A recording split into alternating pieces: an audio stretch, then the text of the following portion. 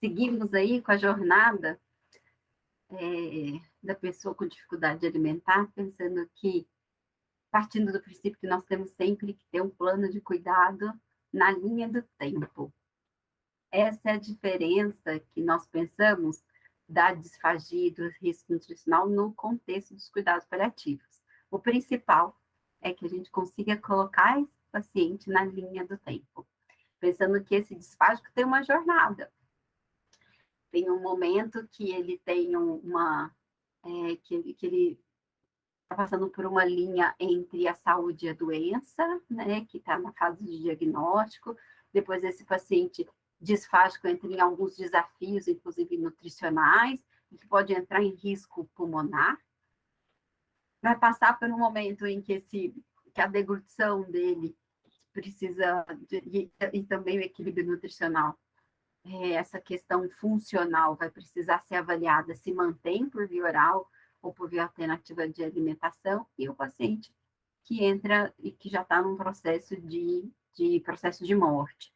E que nós temos como um dos nossos nortes, assim, que os significados da alimentação na vida dele esteja sempre em todos os cuidados, em todas as fases de cuidado, na linha do tempo, independente dessa jornada, o momento que ele tem na linha do tempo, que os significados da alimentação esteja sempre na vida desse paciente. Aí tem o quadro, né, quando a gente pensa o quanto tem a doença após o diagnóstico, na fase de cuidado paliativo, em que tem um agravamento dessa doença, que vai aumentando a partir do tempo, né, que vai se passando, vai aumentando a gravidade da doença, que nós precisamos pensar em que fase do cuidado o nosso paciente está. Como, por exemplo, o que a gente conversou um pouco antes, um paciente que está em TCE, ele está fora de cuidados paliativos, ele está em reabilitação curativa, que nós dizemos, né? A reabilitação paliativa é toda a reabilitação que é feita num paciente que tem o diagnóstico de uma doença ameaçadora e que essa reabilitação não é um processo modificador da doença de base, mas que essa intervenção, tanto fonoaudiológica quanto nutricional, visa a reabilitação, por exemplo, do grau da disfagia. É possível um paciente com Parkinson, que está com uma disfagia de grau moderada, ir para uma disfagia de grau leve, com a reabilitação, e você conseguir controlar esse quadro disfágico com menor risco nutricional, com a reabilitação, inclusive nutricional, com indicação, em alguns momentos, de uma via alternativa, de alguns momentos, não, no momento específico, entendendo o curso natural da doença, que naquele momento, por exemplo, ou no Parkinson, ou numa esclerose lateral amiotrófica, que é indicado uma via alternativa de alimentação, porque é necessário que naquele momento, para que ele tenha qualidade de vida até o final da vida dele, que ele consiga, inclusive, dar conta dessa doença, né, no desenvolvimento dessa doença, aumentar a gravidade dessa doença ao longo do tempo, que ele tem, inclusive, esse suporte nutricional por via alternativa de alimentação. Ou, em alguns momentos, a indicação de um suporte nutricional. E quando esse paciente já está num processo mais avançado e que ele entra em cuidados paliativos exclusivos e que aí esse paciente, a fase do cuidado dele, demanda uma alimentação de conforto. Então, colocar esse paciente, entendendo o curso natural da doença, para que tenha uma tomada de decisão compartilhada que condiz com a qualidade de vida desse paciente, a partir do que é qualidade de vida para ele, com as medidas e adaptações de confortos próprias, é necessário que a gente entenda esses conceitos e coloque esse paciente nesse quadro, né, pode-se dizer fluxograma? Não sei, é fluxograma. É nesse gráfico, né? É um gráfico. Nesse gráfico do tempo, para que a jornada desse paciente, que a gente fala aqui paciente disfágico, mas talvez é até injusto, né? Porque aí a gente coloca ele dentro de uma visão só, mas que vamos tentar então ampliar, né? Até na minha fala, que seja a jornada de vida desse paciente, né? Que colocar nessa jornada da vida dele frente ao diagnóstico que ele teve e como que nós vamos conseguir cuidar desse paciente de uma forma que ele seja visto, ele muito além do que a doença, nós precisamos colocar a doença dentro de um quadro, para que a gente consiga olhar para ele. Então, a gente coloca a doença aí, nesse quadro, nesse gráfico, para que a gente consiga entender quem é esse paciente. E aí, a alimentação é uma forma de transmitir vida, cuidado e afeto. É um dos elementos determinantes, inclusive, que a gente consegue perceber o quanto ainda tem de vida naquele paciente, né? Porque através da alimentação a gente recebe energia e a pessoa que quer se alimentar ainda tem vontade de viver. O paciente anoréxico ou que perdeu essa vontade, a gente vê nitidamente que ele está sem vontade de trocar energia com a vida, né? Então, através da alimentação, a gente começa a entender o papel central da vida desse paciente. Então, que a alimentação seja sempre essa forma de transmitir cuidado e afeto, mesmo quando a alimentação não é mais necessário ser, que esse paciente não precisa mais ser nutrido. Isso também é uma forma de afeto, né? E que, à medida que essa pessoa adoece,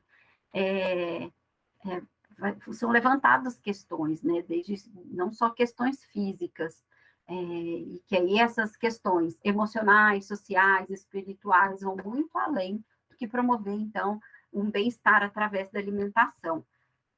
E aí, com a alimentação, em cuidados paliativos, nós temos alguns desafios e algumas possibilidades. Que esses cuidados, né, da alimentação possam, então, ter como objetivo reduzir sempre os efeitos adversos causados pelo tratamento, por exemplo, medicamentoso, controlar os sintomas da doença de base, que a gente possa entender que existe, sim, um limite para a cura, mas não para o cuidado. Quando a gente entende que a gente está olhando para esse paciente, a gente não está limitado se a doença, se ele vai ter cura da doença ou não. A gente está pensando no cuidado dele até o final da vida. E aí, o tratamento, né, são usados sempre os meios que a gente tem, são as técnicas, uma equipe qualificada, sempre pensando no que é melhor ou para manter esse bem-estar do paciente, e que a alimentação faz parte do que nós temos como direito à vida, né? Pensando que não é apenas a ingestão de nutrientes, que ele não está só tá ali para uma produção de energia, mas sim para uma manutenção da saúde, no caso de criança, inclusive, manter o desenvolvimento dessa criança, né? Não só ser uma alimentação, não ser só um cuidado pensando que é paliativo, que ele não vai curar e eu não vou pensar no desenvolvimento, não, vou pensar nesse desenvolvimento dessa criança, e pensando que a alimentação muitas vezes é vista como sinônimo, né, de saúde e bem-estar, e que nós vamos ter um momento e que, inclusive, para a alimentação, quando a gente fica muito preso nesse conceito que a saúde, que a alimentação está presa, né, está restrita à saúde e bem-estar, a gente não consegue nem restringir um momento que talvez não seja necessário mais nutrir, a gente tem que sempre ir além.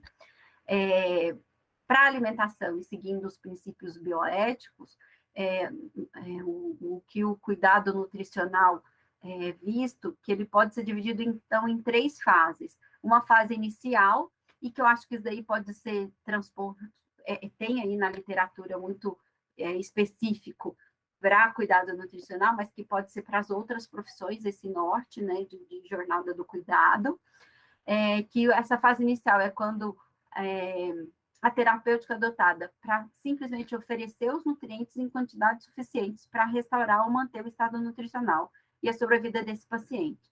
Numa fase mais avançada, essa terapia nutricional tem como objetivo, então, reduzir os sintomas e que ele possa ter, de acordo com o que ele tem no desenvolvimento da doença, ou algum, por exemplo, se o paciente está em quimioterapia, como que a nutrição pode reduzir esses sintomas, e numa fase mais final de vida é proporcionar o conforto. Pensando nesses marcadores clínicos, que a intervenção nutricional precisa ser muito específica, o que nós temos como preditores, que são relacionados à alimentação, e os marcadores clínicos que nós temos como preditivos no nosso dia a dia é a qualidade de vida, a sobrevida desse paciente, depois que a gente coloca esse paciente no tempo, né? Na linha do tempo. É a qualidade de vida, a sobrevida, com a resposta terapêutica que ele tem, o que já funcionou com ele, o que não funcionou, o que ele gosta, o que ele não gosta. Então, a gente tem que pensar nessa resposta terapêutica e, é lógico, como evolui essa doença, né? Se naquele momento vai ser um tratamento fútil, ou se aparentemente em algum momento parecer ser um tratamento fútil, para ele faz sentido para que ele consiga, por exemplo, viver mais alguns dias. E que essa conduta seja uma conduta sempre transdisciplinar e transprofissional. Aí a gente colocou escrito só transdisciplinar, mas é transprofissional também. E aí vamos entrar nos... Opa, passou dois ao mesmo tempo. Nesses sintomas que geralmente nós precisamos de ter um manejo nutricional para ter um controle desse sintoma ou uma resolução desse sintoma. Um sintoma muito comum e recorrente, que pode ser devido a, inclusive, pelo diagnóstico da doença de base, que pode ser um Parkinson, por exemplo, pela ingestão do nível de dopamina que ele tem, que interfere, inclusive, na contração, eu ia falar constrição, a contração dos músculos para fazer a motilidade, né, do trânsito gastrointestinal, e causa constipação. Os efeitos, por exemplo, dos analgésicos e dos opioides, né, que tem como o efeito colateral do uso dessa medicação, e aí muito se falado, né, nos cursos de cuidados paliativos, a mesma mão que prescreve o opioide prescreve um laxante, né, que então o laxante já é um coadjuvante, por a constipação ser um sintoma muito presente na vida desses pacientes, e que, se não cuidada, ou se não tiver, naquele momento, uma solução, né, ou uma intervenção, ou um manejo, a constipação em si reduz a absorção dos nutrientes e dos medicamentos, e que de uma forma, a gente falou aí dos casos mais graves, né, de um diagnóstico de Parkinson, do uso de uma medicação nos analgésicos ou dos opioides, mas no dia a dia, já que estamos falando tanto de disfágico, o uso, por exemplo, de espessantes, as fonoaudiólogas que estão aí podem nos ajudar, que não estamos mentindo, né? Que quando as pessoas começam a usar o espessante, a primeira coisa que eles falam nossa, mas ele começou a usar espessante com tipo. É, inclusive, um sintoma muito comum quando a pessoa faz uso de espessante, desequilibra essa alimentação do ponto de vista de fibras. Então, a constipação é uma realidade muito presente na vida de quem atende cuidados paliativos. Nós temos aí alguns tipos de laxantes orais, que podem ser os osmóticos, ou os irritativos, ou os lubrificantes. Cada um tem a sua indicação terapêutica e que precisa, né, ser manejado de uma forma que seja indicado para aquele paciente, para o momento que ele está. Os lubrificantes, por exemplo, por serem substâncias oleosas, ele tem essa função de deslocamento das fezes, mas eles não devem ser administrados por pessoas que apresentam dificuldade de deglutição, que têm disfagia, porque, como por exemplo, quem tem demência avançada, porque não consegue ter esse controle motor, ou menores de 6 anos, porque pode promover um maior risco de broncoaspiração, inclusive do tipo do óleo que é ingerido, por exemplo, o óleo mineral, né, que é usado. Aumenta esse risco. Então, que esses laxantes orais sejam sempre indicados e entender quais são as contraindicações. Do ponto de vista nutricional, o que é indicado, né, a sugestão de intervenção é que possa, na alimentação do dia a dia, aumentar a ingestão de alimentos ricos em fibras, ter pelo menos 20 gramas por dia de fibra. E aí, algumas sugestões que são trocar o arroz branco pelo arroz integral, que em caloria eles nem mudam muito, mas o arroz integral tem um pouco mais de fibra. Inserir aí na alimentação a linhaça, a quinoa, as granolas. Se ele quiser comer bolo e está faz parte da rotina dele, então que seja então um bolo com farinha de trigo integral. Então, valorizar essa alimentação mais rica em fibras, pensando que ele precisa pelo menos ingerir 30 gramas de fibras. Existe no mercado, nas farmácias, um módulo de fibra que se dissolve na água, igual dissolve sal e açúcar. Então, sempre a intenção é valorizar a alimentação, mas se precisar fazer uso de módulo de fibra para chegar no aporte que ele precisa, é uma medida plausível para conseguir manejar essa constipação.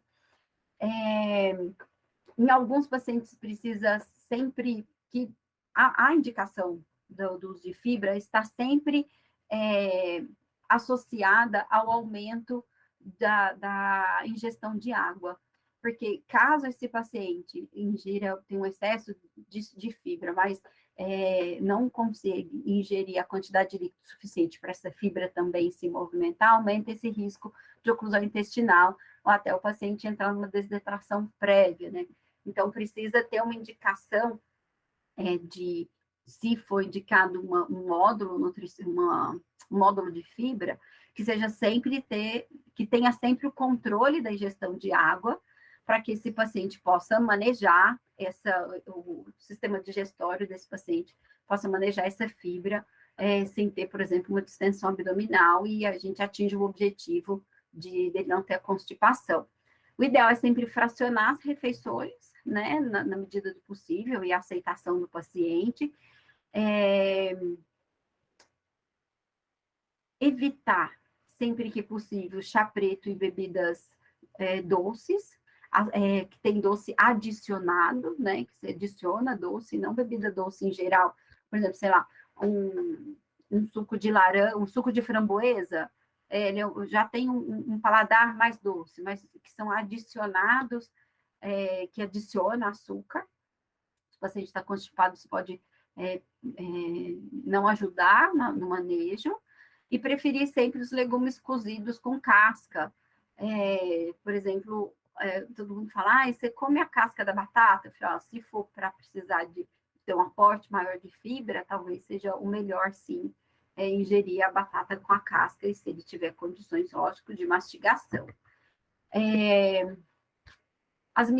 As frutas que a gente diz in natura, né, que são laxativas, são as frutas que todo mundo já sabe, padrão, né, que tá inclusive no café da manhã de alguns de nós, que é o mamão, a ameixa, a laranja. Quantos pacientes a gente chega, ele já tomou o suco de laranja com bagaço, né? Bati o suco de mamão com laranja e bagaço, agora está o oposto, ele só vai ao banheiro, ele vai ao banheiro todo, mais de uma vez ao dia. A familiar até fala, como que eu vou dosar isso? Que hora que eu coloco o bagaço, que hora que eu não coloco? Porque ele pode até interferir, né? Se a pessoa tem é mais sensível a essa medida, uma medida laxativa, que às vezes até solta o intestino, vamos dizer assim, né? Ativa um pouco mais o trânsito e a motilidade. E o ideal é que sejam oferecidos, então, esses sucos sem coar, né? Porque a hora que você coa, as fibras ficam no coador. Então, assim, sejam sempre oferecidos os sucos laxativos in natura. As verduras cruas, né? Da preferência para a escarola crua do que a cozida, por exemplo, a couve crua do que a cozida. Evitar sempre os alimentos que possam causar flatulência, por exemplo, o feijão e o repolho. As frutas que são mais constipantes, a goiaba ou as bananas, né, do tipo maçã e prata. E evitar algumas preparações culinárias principalmente que tenha produtos lácteos, né? Que ele pode trazer um pouco também mais de aderência da mucosa. E aí, os alimentos, como por exemplo, sei lá, esse paciente gosta muito de ricota ou de queijo branco, poder fazer de uma forma que ele tenha, então, uma suplementação de fibra o suficiente para que ele consiga lidar com essa digestão. E pensando na saúde do intestino, hoje nós temos como recurso o uso de probióticos e de simbióticos. Simbiótico é pré-biótico com probiótico juntos.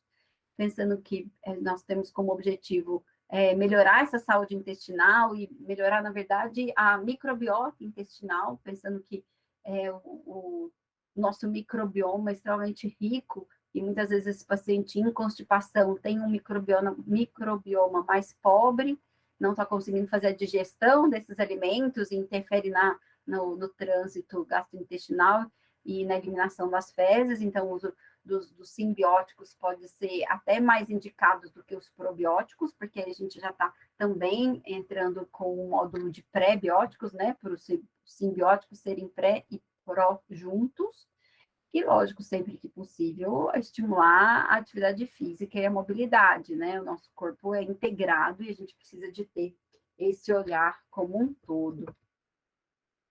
A constipação, as sugestões gerais, né, que eu acho que condiz para uma equipe multiprofissional no geral, são essas. Tem algumas outras que podem ser mais específicas para cada caso, e aí é o encaminhamento mesmo com a nutricionista. Eu acho que no geral, são essas medidas. O oposto disso, que é a diarreia.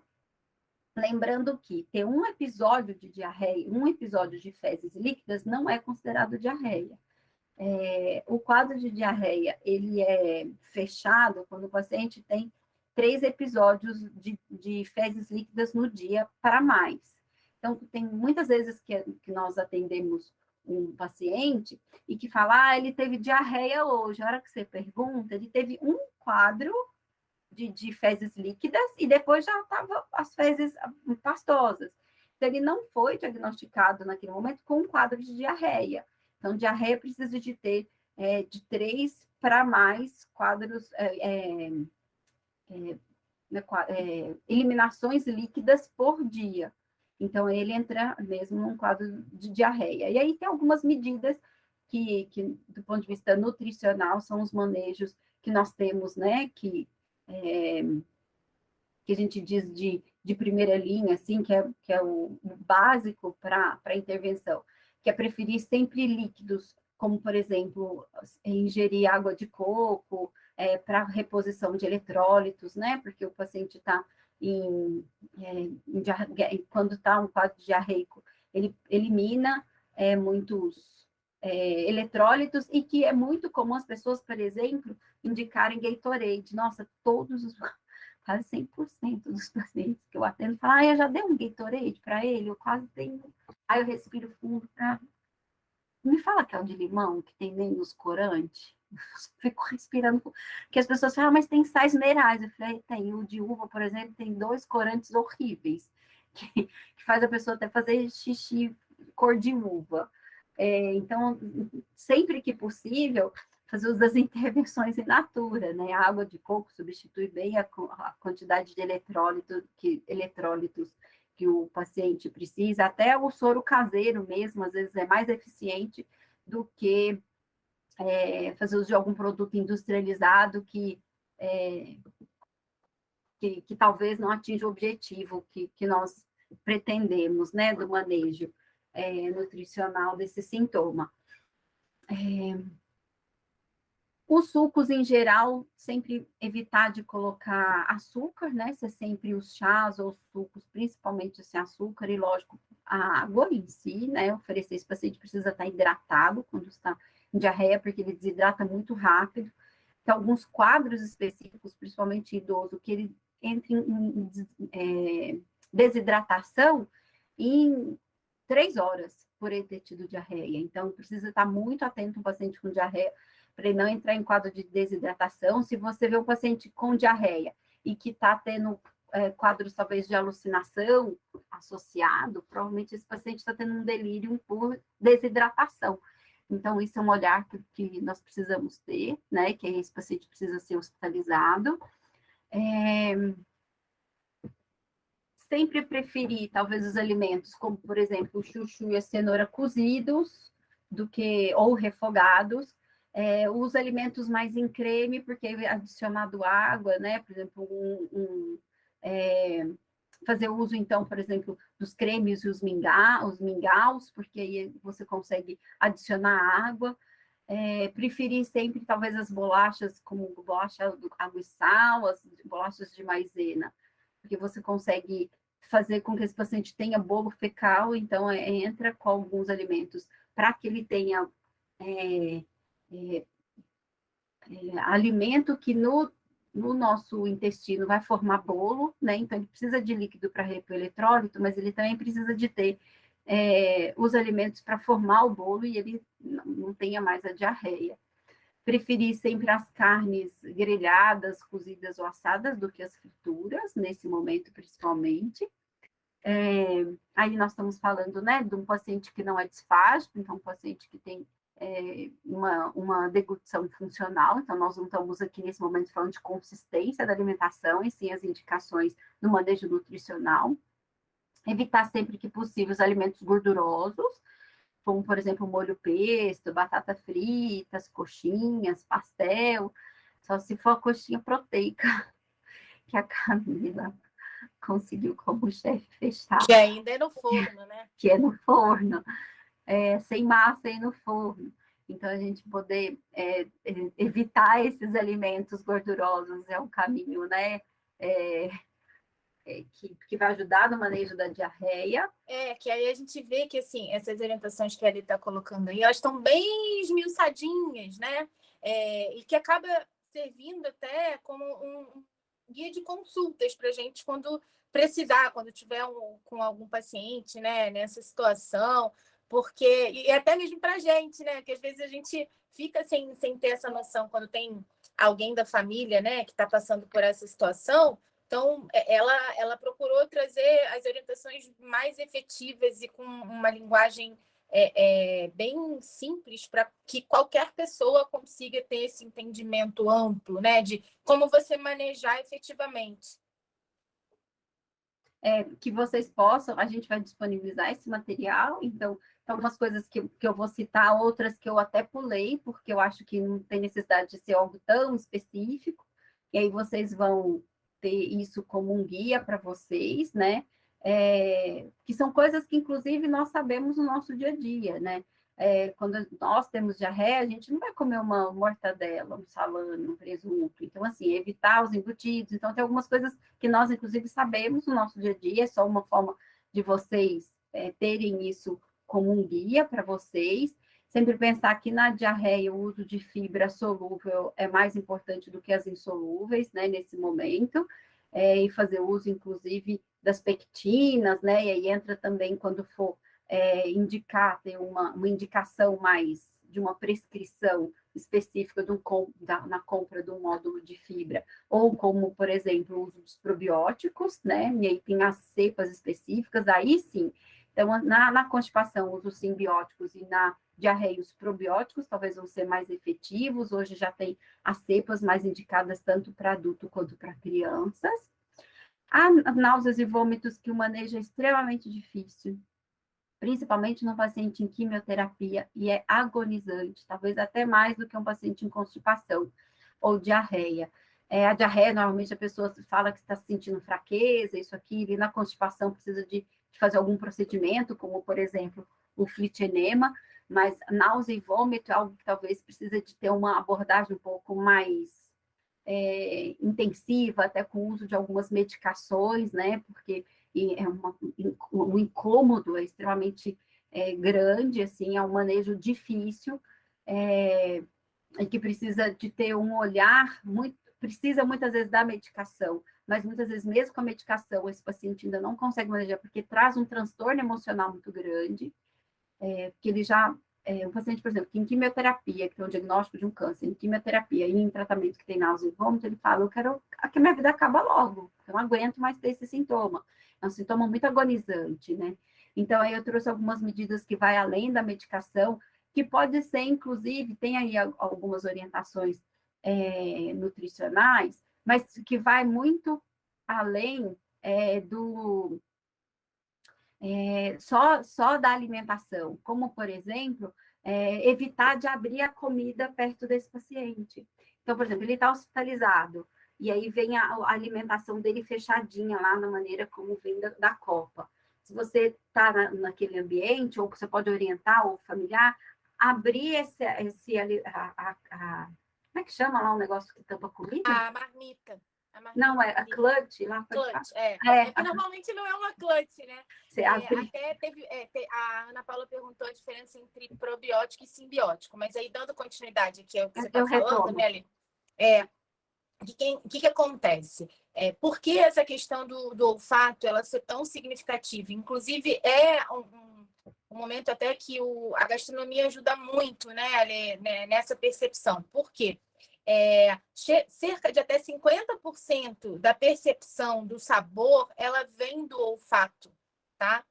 Então, quando você minimiza a informação sensorial que chega para essa pessoa, a gente consegue minimizar, como é o fato da gente usar o alimento gelado. Então, o alimento gelado não é nem tanto pela temperatura, que a temperatura gelada, ela minimiza a volatilidade das partículas, né, do alimento que vão promover a percepção olfativa e, com isso, dar uma percepção de um sabor mais forte. Então, você consegue, através de técnicas, né, como essa, você está minimizando a percepção gustativa e, com isso, fazendo com que o paciente tenha menos o gatilho do enjoo, do vômito até, né? E tentar trazer essa percepção para algo que seja agradável para o paciente, como o uso dos alimentos mais ácidos, né? Os picolés, que são muito usados também, acaba ajudando muito. Eu estou com uma amiga grávida agora que ela falou, pelo amor de Deus, o que eu faço para enjoar menos? Porque eu não aguento mais, ela está perdendo peso. Então, é algo que a gente vê acontecer, que a gente tem uma experiência como o uso do gengibre, né, de uma forma bem efetiva, né, das especiarias, trazendo não com olfato, mas com a picância que aquele tempero pode promover, uma aceitação maior do alimento. E eu acho que nós temos que pensar que tem outras medidas, né? Como, por exemplo, foi falado aí no chat que tem uma crioterapia que não pode ser usado alimentos gelados, né? Isso foi uma das opções, mas tem muitas outras, alguns outros manejos, inclusive a higienização oral, por exemplo. Se o paciente tem uma higienização oral mais adequada ou mais frequente, pode diminuir a questão do ressecamento também. Muitos desses pacientes vão ter a alteração, né, da questão da xerostomia. A gente sabe que a saliva ela é importante para ajudar justamente em como as papilas gustativas elas vão estar percebendo esses sabores. Então, quando você tem um paciente que tem já essa alteração da xerostomia, toda a percepção dele do sabor, ela muitas vezes fica alterada, ela pode ser potencializada. Tem alguns pacientes que referem alguns alimentos com sabor mais forte, até uma percepção de textura. Então, por quê? Porque aquilo tem uma informação sensorial para ele que é totalmente fora do que normalmente que eles acabam não identificando somente pela questão do sabor, mas sim também falam da questão da textura. E aí, isso faz com que eles rejeitem o alimento ou que fiquem mais enjoados. Uma outra estratégia interessante é alimentos que não fiquem muito tempo na boca, né? Que não precisem de um preparo. Porque no momento em que você engole esse alimento de uma forma mais efetiva e mais rápida, você minimiza o tempo em que esse alimento está sendo processado e a informação sensorial é minimizada. E pensar que se não pode uma temperatura fria, dá preferência para a temperatura ambiente do que a quente. Então, assim, a temperatura ambiente, né, já é uma forma de você conseguir não estimular esse sintoma, né, de piorar o sintoma de náusea e vômito. E se esse paciente tiver acamado, elevar a cabeceira, e dar preferência por ingerir os líquidos após a refeição, né, não durante. Então, aí você vai ter que personalizar. Inclusive, se aquele paciente receptivo, eu ia falar assim, mas é receptivo a, por exemplo, técnicas de relaxamento. Então, fazer uso, inclusive, de imagens mentais mais guiadas, se o cheiro para ele, por exemplo, de um alimento para ele é incomodativo, mas tem outros óleos essenciais voltados para a aromaterapia que pode trazer um pouco desse uso, né, para que o olfato traga para ele um pouco de conforto. Esse artigo é um artigo bem interessante, que foi publicado, se não me engano, foi 2021, né? Não consigo ler, acho que é 2021. E ele... não, esse é 2016, acho que é. Mas, bom, é um artigo super interessante que mostra que, inclusive, ele faz uma relação da quimioterapia com os dados preliminares que sugere o consumo de proteína, de alimentação rica em proteína, e que pode, inclusive, melhorar os sintomas de náuseas e vômitos. Esse é um artigo que mostra, aí, mais uma vez, a bola da vez é a proteína, e ele faz, inclusive, uma combinação com suplemento de gengibre e proteína, e que resultou numa redução significativa dos sintomas de náuseas e vômitos. Ele fala nesse artigo que ele não sabe explicar muito bem, eles, né, são várias pessoas, muito bem qual é o mecanismo, né, fisiológico, por que realmente mudou. A hipótese deles é que mudou, que reduziu significativamente esses sintomas. A hipótese que eles colocam lá é que o gengibre, ele consegue manter um ritmo fisiológico frente à desregulação que a náusea e o vômito causa, então ele consegue estabilizar. O organismo está num caos, aí você organiza, ele é como se ele conseguisse organizar essa desregulação, ele tem essa função pelo estímulo que ele tem, né, do próprio característico do gengibre, e que a proteína consegue fazer uma regulação da secreção de gastrina, e aí diminui, inclusive, as náuseas e vômitos. Eles estão investindo em mais estudos para conseguir fazer uma explicação um pouco mais explicando qual é a via fisiológica que acontece isso, mas o que ele tem é como resultado, por isso que eles falam resultado preliminar, inclusive essa alimentação mais proteica pode melhorar esse sintoma. Teve uma pergunta aqui falando que alguns pacientes em quimioterapia recebem a orientação de não receber suplemento com lactobacilos. Isso é uma orientação específica ou é geral?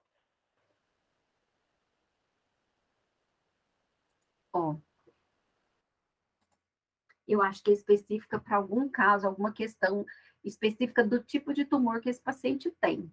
O que eu entendo de prescrição de pool de probióticos, que deve ter algumas cepas específicas, por exemplo, se o paciente tem um câncer de intestino, se o paciente tem, acho que depende do tipo de câncer e não da quimioterapia. Até o meu ver, do que eu entendo, é de acordo com o tipo de câncer, como faz esse manejo. Entendendo que a prescrição de probióticos, algumas vezes é empírica. Hoje nós não temos todos os estudos observacionais, de coorte, de longitudinais, com uma prescrição de probióticos tão precisa. Então, está crescendo muito, é uma das áreas dentro da nutrição que mais cresce em pesquisa é o do microbioma, mas que os cuidados que tem, às vezes, é o tipo de cepa para o que pode estar relacionado ao tipo de câncer. Eu vou aproveitar e responder a pergunta, quando alguém perguntou sobre simbiótico e probiótico. Simbiótico está na composição do simbiótico, quando é comprado na farmácia, por exemplo, tem Simbioflora, aquele Probiotop, ele tem pré-biótico e probiótico junto, ele tem os dois na fórmula. Então, quando tem pré-biótico junto com o probiótico, ele é considerado um simbiótico. E quando é só probiótico, só tem probióticos, entendeu? Então, quando é simbiótico, ele tem na composição os dois, pré-bióticos e probióticos. Teve mais uma questão, deixa eu abrir aqui. Ela perguntou sobre um paciente que está em cuidado paliativo domiciliar que tem um prognóstico de 2 meses de vida, com vômito e sem vontade de comer.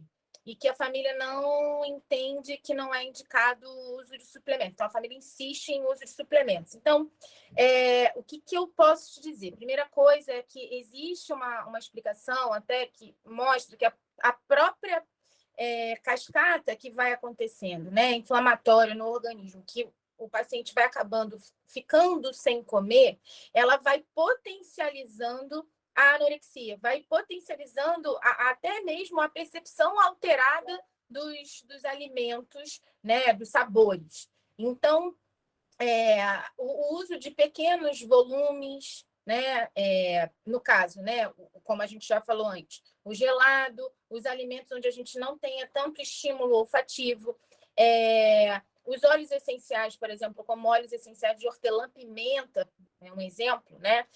São óleos essenciais que podem ser usados na aromaterapia para ajudar a minimizar esse componente, né, de enjoo, tentar trazer o momento da alimentação para um momento que não haja, né, uma cobrança tão significativa, porque, como a Ale falou, quando a gente fala de alimentação, a gente tem um monte de emoções que são geradas a partir da experiência que você tem com o alimento.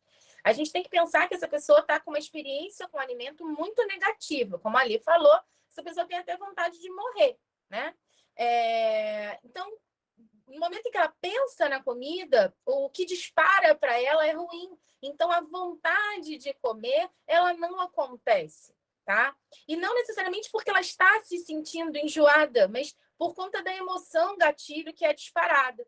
Então, tem pacientes que só de pensar nisso já começa a salivar mais e a própria salivação em excesso já traz um enjoo e aí a pessoa não quer comer, tá? Então, existe toda uma questão que está envolta nisso. Eu já tive pacientes que usavam muito líquido gaseificado com gotinhas de limão, como se fosse um aperitivo, algo que minimizasse o enjoo e que fazia sentido para depois acabar comendo alguma coisa, mas sempre pensando num volume mais reduzido. E tem um artigo, né, de um chefe, que é bem interessante, que ele fala do uso dos aperitivos, né? Os aperitivos alcoólicos mesmo. Então, quando a gente fala do aperitivo, que a gente está acostumado aí na churrascaria, que passa aquele cara vendendo aperitivo no negócio de gelo, né? E aí ele vem te oferecer, um digestivo, um aperitivo, que a gente achava que era... Eu mesma não tinha noção de que isso tinha uma explicação teórica, né? Mas existe. O uso desse alcoólico antes da refeição, muitas vezes, ele ajuda a abrir o apetite, de fato. Então, pode ser se o médico liberar, pode ser uma estratégia usada, um aperitivo alcoólico, né? Aperitivo, a gente está falando de uma pequena quantidade. Ela pode ajudar nessa questão hormonal a desempenhar esse papel de abrir, de fato, o apetite, né? Tem um estudo interessante na área de gastronomia que ele mostra que homens, né? Ele é específico para homens. Homens, no entardecer, eles sentem mais fome. Então, essa questão da exposição à luminosidade é algo que também pode ser manejada para favorecer que você tenha um apetite. Por quê? Porque no momento em que você tem esse entardecer, você tem uma liberação de um neurotransmissor que ajuda a induzir também a questão da fome, da vontade de comer. A gente sabe que se alimentar num ambiente que não é um ambiente onde você está comendo com outras pessoas, faz com que você tenha vontade de comer menos, como a gente já falou na outra aula. Então, o que acontece normalmente com essas pessoas? São pessoas que estão restritas ao quarto. Às vezes tem um cheiro de álcool no quarto de limpeza, que isso já é algo, né, que pode trazer uma certa sensação de enjoo, de náusea. Então, a gente tem que começar a entender que, às vezes, os estímulos olfativos e ambientais em que esse paciente está exposto e que vão ativar uma memória negativa para ele, podem sim influenciar. A gente não está falando de balé e eu vejo na prática clínica muitas vezes isso ser subestimado. Então, assim, a pessoa continua lá comendo sozinha, com aquele cheiro, né, indiscriminado, e aí as pessoas querendo que o volume seja o mais importante. Então, assim, já que ele vai comer agora, eu vou tascar tudo que ele pode, que eu conseguir agora nesse momento, porque pode ser que mais tarde ele não coma. Então, isso tudo acaba interferindo e fazendo com que a aceitação ao longo de um todo ela seja muito menor e que os momentos, né, de enjoo eles acabem sendo mais fortes do que os momentos ligados ao prazer em se alimentar. Então, toda vez, quando a gente fala de experiência, né, toda vez que uma experiência ligada à alimentação, uma experiência ligada à comida é negativa, você não vai ter vontade de comer. Então, a gente tem que partir do princípio que você tem que entender aquele contexto e modificar essa experiência. Sendo que a gente já falou na aula passada que a experiência com a alimentação, ela envolve o ambiente, as pessoas que estão presentes nesse momento, o olfato, a visão, o paladar, né, a temperatura, a viscosidade do alimento. Então, tudo isso interfere nessa experiência. E voltando ao suplemento, né, do paciente que tem náusea, que foi levantado aí no chat, eu nem falo insistir, eu só ofereceria um suplemento para esse paciente caso ele gostasse do suplemento. Eu já tive pessoas que falavam, tive pacientes, e o meu pai, quando teve câncer, ele falou assim, eu por mim só tomava aquele suplemento que você me deu, sabor cappuccino, eu queria tomar uns 3, eu posso? A esposa dele, na época, até me ligou, falou, eu não aguento mais, só quer tomar aquele suplemento, porque ele adorou, ele achou ótimo, e ele se sentia bem, mas ele também era uma fuga, porque qualquer outro alimento ele nauseava. Então, assim, eu ofereceria dentro, né, do limite, né, que a pessoa vai ficar tomando suplemento o dia todo, se o paciente gosta. E talvez um argumento para o familiar seja, ele já está passando por tantas coisas, por que insistir em algo que talvez ele não, vamos supor que ele não gosta, né? Por que insistir em algo que não gosta, que talvez não faça tanta diferença para ele no quadro geral, e que aí ele já está fazendo uso de uma, sei lá, de uma quimioterapia ou de uma medicação que já é ruim, e o suplemento entra como medicamento. Um argumento que eu sempre uso para os meus pacientes eu não gostaria que o suplemento fosse um medicamento. Eu gostaria que você gostasse. Vamos experimentar vários e ver qual que o senhor gosta? É melhor que o senhor use o suplemento. Dependendo da indicação terapêutica, é melhor que o suplemento, que já ter a segurança de que o que está ali naquela embalagem é o que a gente precisa que ele ofereça, do que numa alimentação que a gente não sabe como vai ser preparada e como vai chegar para esse paciente, mas desde que ele goste, a gente precisa, inclusive, que ele tenha essa aceitação. E aí eu acho que o argumento bom para o familiar que quer insistir em algo que o paciente não gosta vamos proporcionar para ele alimentos que ele gosta, vamos tentar montar, volta lá na biografia alimentar, vamos mostrar a partir do que ele gosta, a gente tentar oferecer uma alimentação para que ele volte a gostar de comer, que tenha prazer em se alimentar, e aí usar todas essas dicas que a Camila falou. Uma coisa interessante é que quando a gente está falando dessa questão do suplemento, a gente está falando de experiência ligada ao alimento. A pessoa é como se ela encontrasse um alimento de segurança, que não a fez sentir mal. Então, não é que ela prefira, né, comer o suplemento. Não. É porque ela tomou aquilo, não fez mal. Então, diante de todo o incômodo, eu vou repetir aquilo, e eu vou repetir aquilo do mesmo sabor, da mesma temperatura, para eu ter a chance de errar menos. Então, é isso que acontece no nosso cérebro e faz com que a gente faça uma opção como essa. Então, se isso causa bem-estar na pessoa, faz sentido. Se não, aí a gente tem que ir por essa linha de trazer o benefício daquela técnica que está sendo aplicada ali, seja ela qualquer que seja.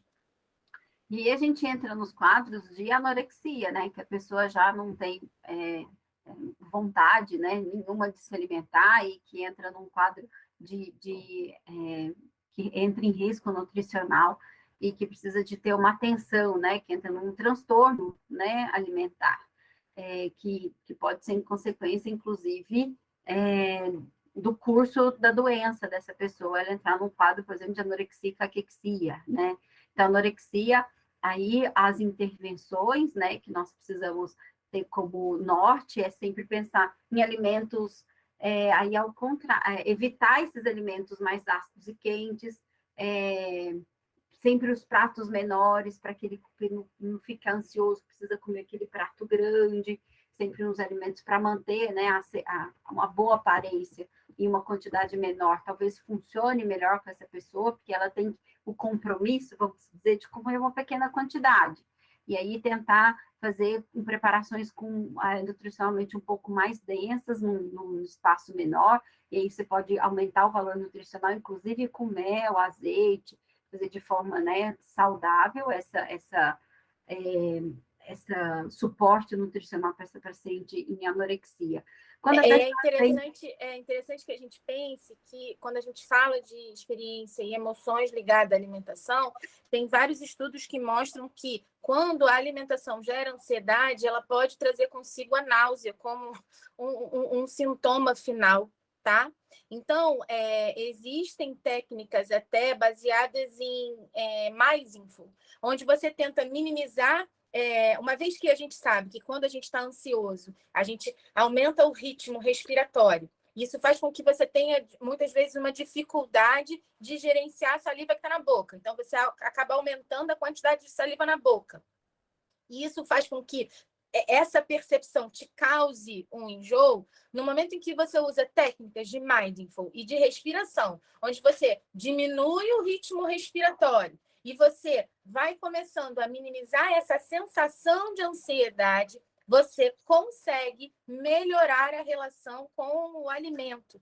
Então, a gente está falando aqui de uma técnica de meditação associada a uma técnica de respiração, e que pode, sim, trazer um efeito positivo na aceitação e no gerenciamento de um sintoma. Então, o que a gente consegue perceber é que, para esses sintomas que são de muito difícil controle, até medicamentoso, a gente entende que você tem um escopo que tem relação com todo o emocional e o ambiental, que faz toda a diferença do manejo. E que aqui nós estamos falando do manejo nutricional, que lógico que tem um momento que vai ser necessário o atendimento específico da psicologia, né? E aí tem as outras áreas que vão entrar, porque a nossa aula é voltada para nutrição, fono e gastronomia, então a gente fica falando muito desse contexto, mas que nós precisamos, inclusive, identificar o momento que essa relação com a comida está tão penosa, está tão difícil, e que as estratégias, né, nutricionais e todo esse nosso raciocínio precisa de ajuda de um atendimento específico na área de psicologia, para que esse quadro, inclusive, de anorexia, que é um transtorno alimentar, para ele evoluir, não é só o atendimento nutricional, precisa de ter uma equipe e que esse paciente esteja em acompanhamento psicológico, né, específico, que seja junto com a equipe. Alguns pacientes têm uma saciedade precoce, né? Até pacientes em anorexia. Eles comem muito pouquinho e logo falam, já estou cheio, não quero mais. Então, as orientações são, inclusive, bem parecidas, né? Fazer pequenas refeições, mas precisa reduzir, para esses pacientes que têm saciedade precoce, aí precisa reduzir o consumo de alimentos que têm elevado teor de gordura. Então, aí você não pode entrar. Olha como de novo, uma linha muito tênue, né? Se ele tem anorexia, a orientação anterior é que ele tem alimentos mais densos. Mas se ele tem uma saciedade precoce, eu não posso colocar alimentos mais densos, ele tem fibra. Então, eu preciso fazer ter esse olhar, né? De conseguir manejar sem que piore algum sintoma ou que comece a ter um outro sintoma, como, por exemplo, a saciedade precoce. E observar se esse paciente, sempre quando tem saciedade precoce, qual é a frequência de evacuações, porque esse paciente pode estar em constipação. Então, sempre que o paciente fala, já como e já estou satisfeito. É o famoso enfesado, né? Não, e aí, muitas vezes, ninguém nem pergunta, né? Passa despercebido. Fala, qual a última vez que você foi ao banheiro? Ele fala, tem 2 dias. Você fala, opa, então tá.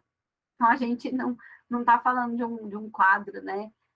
Que talvez está entrando já em constipação. Então, uma pergunta importante que deveria estar aí na rotina do atendimento é qual a frequência, como funciona o trânsito gastrointestinal, né? Qual a frequência de evacuações.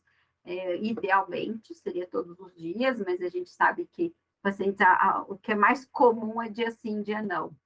Mas, principalmente quando está com alguma questão de um quadro clínico mais agravado. Mas é uma pergunta que deveria estar frequente no dia a dia dos nossos pacientes. Tem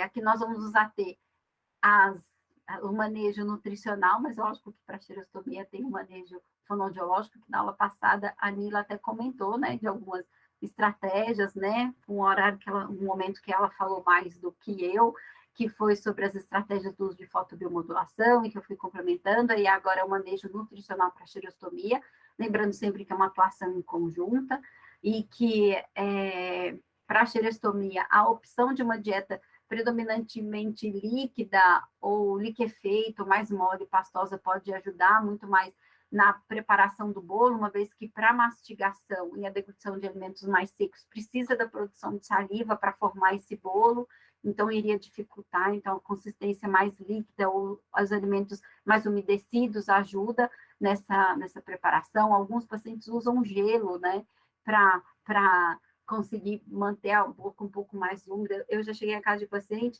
que ele estava, inclusive, usando cubos de gelo aromatizado, que foi a própria esposa que tinha feito e que achou que poderia ser bom, nem tinha sido um profissional. Esses familiares que estão muito integrados no dia a dia desse paciente sempre têm ideias muito originais, inclusive não fazer só do gelo puro com água, faz os gelos aromatizados, igual as águas aromatizadas.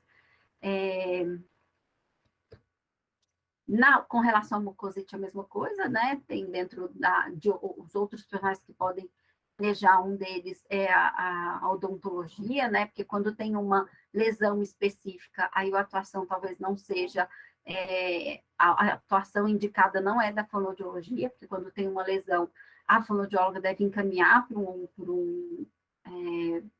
dentista, e o dentista que faz a avaliação se realmente é uma mucosite, né? Se aquela lesão pode ser fotobiomodulada.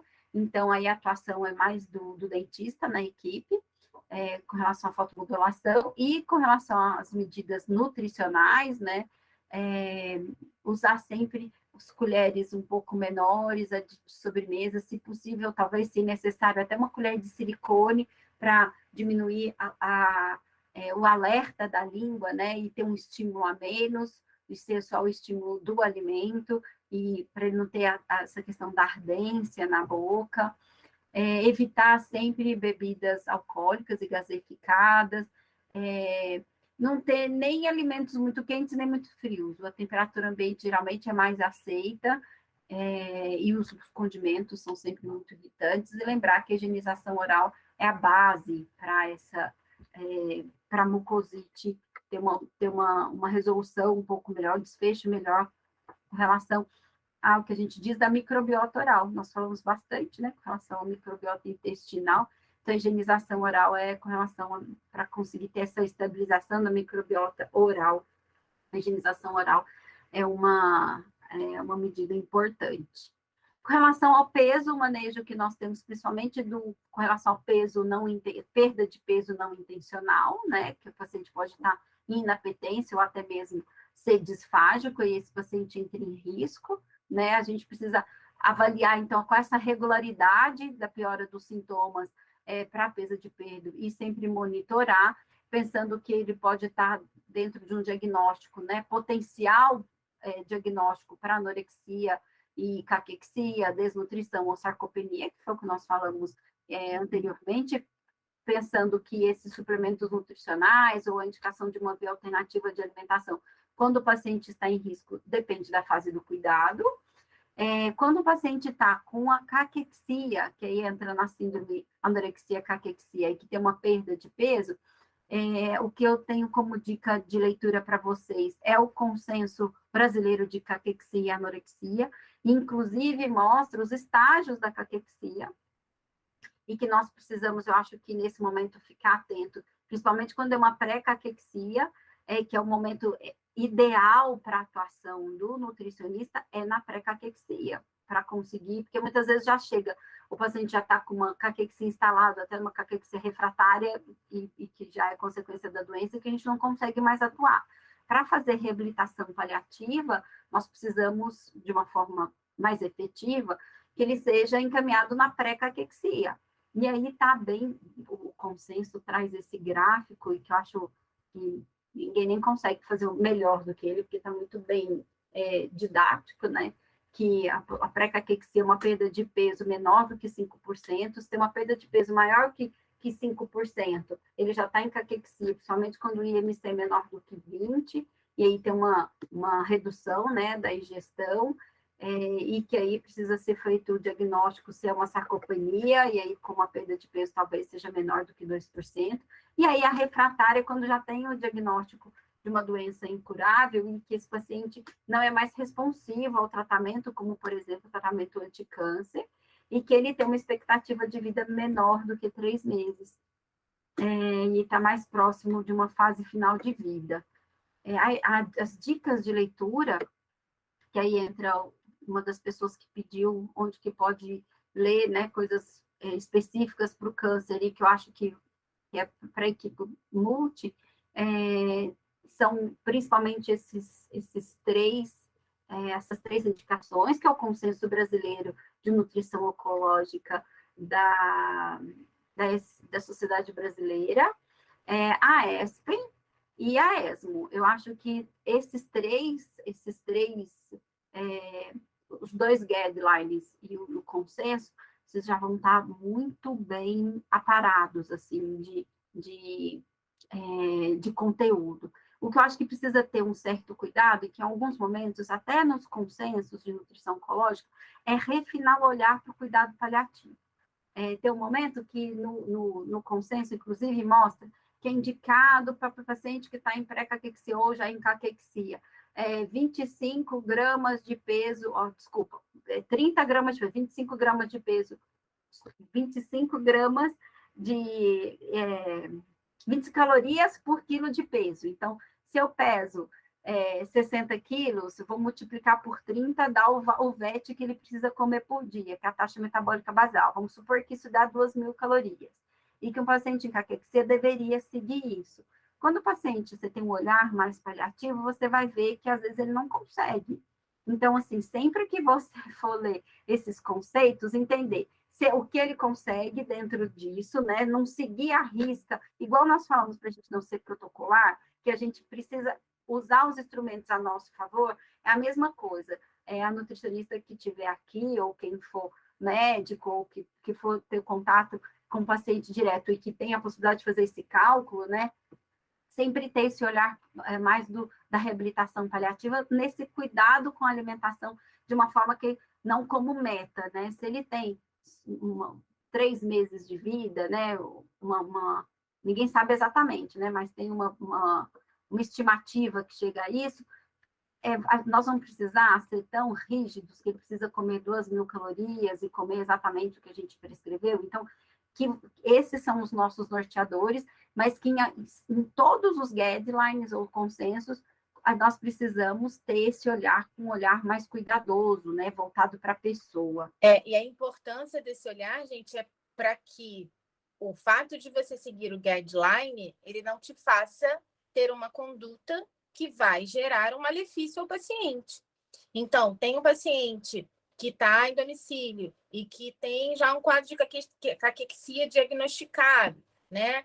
E aí ele está com o VET abaixo do que diz o guideline, né? Mas ele está estável. Se você muitas vezes chega e aumenta para atingir o VET, esse paciente começa a não conseguir metabolizar mais, e aí começa a ter refluxo, começa a ter vômito, e aí vem o risco de broncoaspiração. E você aí, nesse caso, você teve uma conduta que, por querer atingir o guideline, não entender aquela pessoa, você gerou uma conduta que causou um malefício, né? Foi uma iatrogenia nesse caso. E eu acho que se seguir isso de colocar o paciente na fase do cuidado e ele está mais para o fim da vida, e o que é indicado a aumentação de conforto, eu não vou precisar atingir o VET.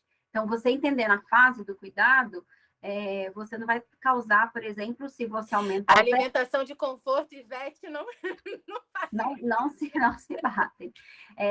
E a gente já teve contato, né? Um caso recente da Camila que nós discutimos, mas tem outros casos, claramente que tem um atendimento de nutricionista que quer atingir o VET, o paciente começa a ter refluxo gastroesofágico, broncoaspira e tem uma piora clínica por querer atingir o VET. Então, assim, tem que pensar em quais são os desfechos e os cuidados. Por isso que, assim, olhar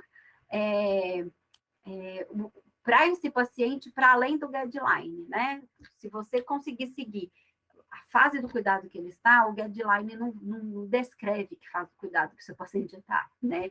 Então, é para você fazer uso das técnicas da melhor forma possível. Quando é indicado uma via alternativa de alimentação, esse artigo, inclusive, que está aí agora, é o artigo que foi a base para a campanha da disfagia de não desnutrição. Eu fiquei na cabeça, Mila, que a gente não pôs o slide do diga não à disfagia, que precisa pôr. E aí eu vi o diga não à desnutrição, falei, pô, veio de novo na cabeça, até anotei aqui, porque tem a campanha de diga não à disfagia também. Mas esse foi da campanha, foi a base para a campanha da desnutrição, e que mostra como prevenção de desnutrição o seguinte, que todas as pessoas que estão em reabilitação, né, nutricional, seja ela curativa ou paliativa, paciente que tem indicação de terapia nutricional, eles colocam como um patamar aqueles que não atingem 75% dos alvos da taxa metabólica basal, que é que a gente falou agora, e proteicos. E que se esses pacientes ficarem 5 dias com alimentação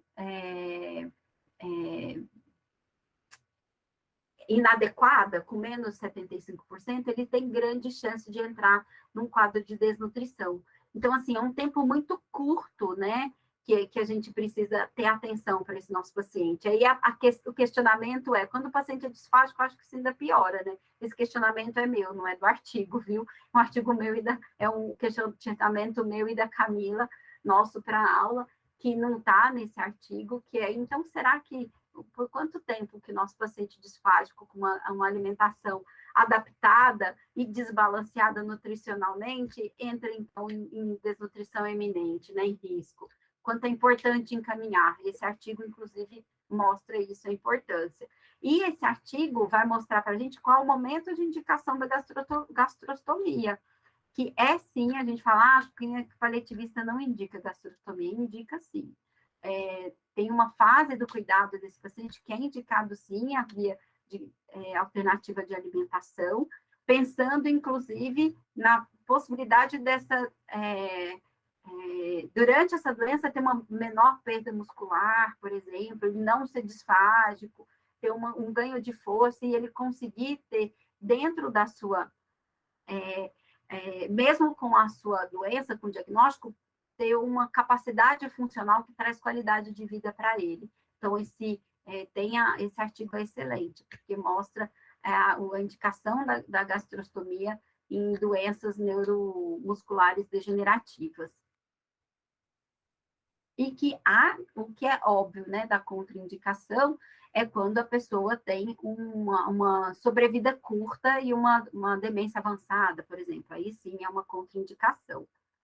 A escala que nós temos como sugestão para vocês de escala funcional é a escala de severidade de fadiga, para conseguir entender se esse paciente que está em risco nutricional ou em algum outro risco, né, durante o curso natural da doença dele, se esse momento traz fadiga para ele, é muito fácil de ser também aplicado.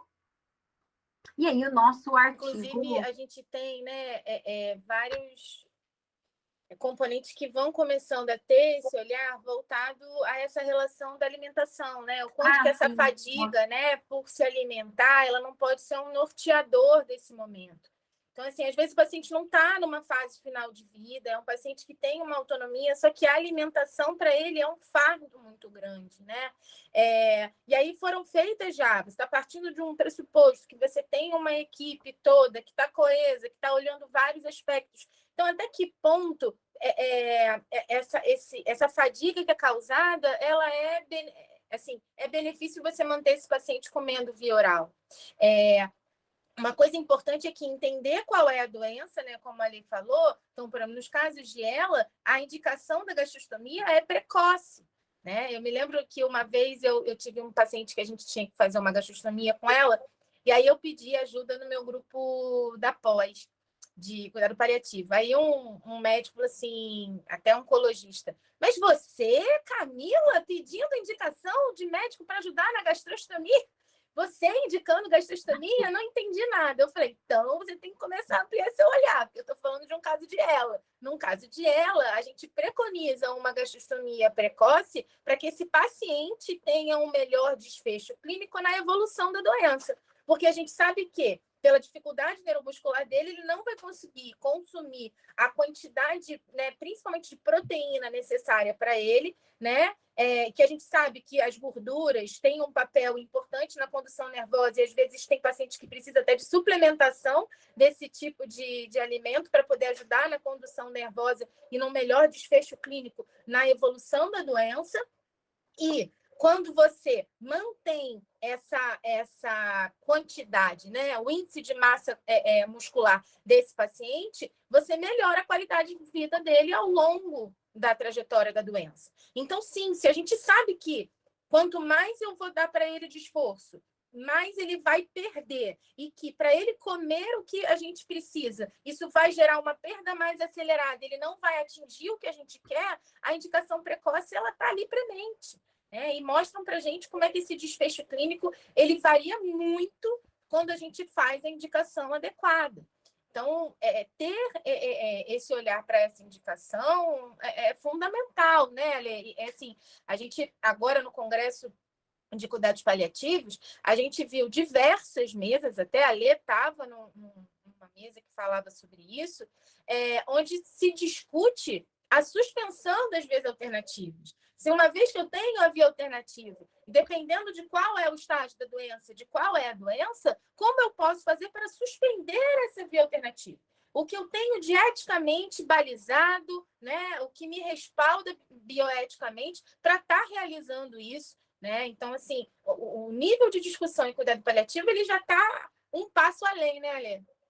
E eu fiquei pensando que quanto a essa escala, foi bom você ter retomado, porque eu acho que talvez eu teria passado isso, o quanto essa escala de fadiga vai mostrar essas questões de uma necessidade de uma via alternativa de alimentação no momento certo, né, para que a gente consiga, através da nutrição, fazer essa compensação, desde proteína até o que precisa, por exemplo, tem algumas vitaminas, alguns hormônios que são que precisam da questão da absorção das gorduras, como você falou.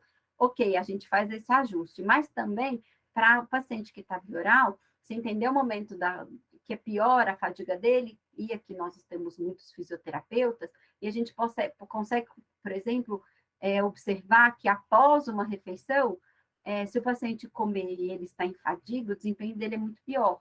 Então, entender, inclusive, o momento que esse paciente está em fadiga, para até ajustar a rotina dele da alimentação, para que ele possa se alimentar, inclusive, antes das atividades que ele faz de demanda muscular, né? Para que ele não tenha um agravamento da fadiga, que esse agravamento da fadiga não cause uma dificuldade de alimentar que ele talvez nem tenha e que está agravado por ele estar fadigado. Então, uma escala que pode ser muito útil, né, para o nosso dia a dia. E eu não sei, esse artigo é um dos que a gente mais gosta, né? Que fala do top 10, né? Das indicações de pacientes que está na clínica, né? De cuidados neurológica, né? Pacientes com doenças neurológicas. E aí, assim, é muito interessante porque ele vai trazendo para a gente o olhar do passo a passo. Como é que você vai construindo, né, esse passo a passo para você poder ir fazendo as indicações de cuidado que está pertinente à alimentação e até mesmo a tomada de decisão no que diz respeito à alimentação por via oral, né, a questão da via alternativa, se de fato e o que é interessante é que nesse artigo eles vão trazendo sempre o paciente como o centro de cuidado e tudo que está em volta. Então, entendendo que se no momento em que a gente tem um paciente que tem uma doença neurológica, eu faço um acompanhamento, eu converso com ele sobre as possibilidades, entendo quais são as demandas que ele tem, tudo que está envolvido, os anseios dele e da própria família. E aí eu vou conseguindo fazer indicações e ter atitudes assertivas ao longo desse caminhar com a doença, né? Para que eu possa, de fato, interferir numa melhora da qualidade de vida. Senão eu não tô alcançando o objetivo. Eu acho que quando a gente fala em cuidado paliativo, talvez a gente ter direcionadores clínicos falam muito mais para a gente do que guidelines, no sentido de esses passos a seguir, eles acabam sendo para a gente mais significativos e mais importantes do que um guideline, do que um fluxograma, enfim. E que a gente tem a percepção de que, às vezes, o paciente ele vai estar andando para frente e para trás nesses passos. E que a gente vai ter que saber identificar qual o momento em que o paciente está, para que se a gente vai precisar retomar ou não alguma orientação para poder seguir adiante. E reavaliar, né? Esses passos nos ajudam, às vezes, mais reavaliar o nosso cuidado do que os guidelines que colocam um número que precisa seguir, né? Então, isso daí trabalha mais o raciocínio clínico, né? Muito mais do que... então, acho que essa dica de artigo, se vocês tiverem que escolher um artigo... E o que é interessante é que quando a gente trabalha com esse tipo de percepção, diferente do que a gente vê num guideline, onde você vai tendo eu fiz isso, depois eu faço isso, depois eu faço aquilo, você vai tendo muito mais um fluxograma sistêmico. Então, algo que vai interagindo com setas que são bidirecionais. E essas setas bidirecionais, elas vão fazer com que a gente precise retomar o nosso raciocínio clínico mediante a uma situação. Então, eu tenho um paciente que tem um quadro de esclerose lateral amiotrófica, é jovem e que foi acometido por uma COVID. Então, eu estou entrando com uma situação aguda e que modifica toda a minha trajetória ali daquele momento e que eu vou ter que redimensionar tudo que eu vou alcançar. Eu tive pacientes nesse contexto que, após a COVID, voltaram ao status funcional, mas tive outros que não, que evoluíram muito. Então, assim, isso vai fazer muito, né, no que diz respeito a uma evolução da doença. Então, a gente, diante desse momento de pandemia, a gente vai se deparando com algo que era muito comum em toda a nossa vida, né, de clínicos. Então, tem pacientes que vão ter uma infecção urinária e que não vão ter um impacto na funcionalidade quando eles estão curados desse evento agudo, mas tem outros que essa infecção urinária, cada vez que entra um antibiótico, isso vai fazer com que o status funcional dele vá declinando cada vez mais. Então, a gente tem vários artigos que falam da interferência desses fatores agudos no desfecho, mas a gente não tem como dizer se o nosso paciente ele vai caminhar nesse declínio funcional ou se ele, às vezes, vai atingir um status performance até, às vezes, melhor do que ele estava antes.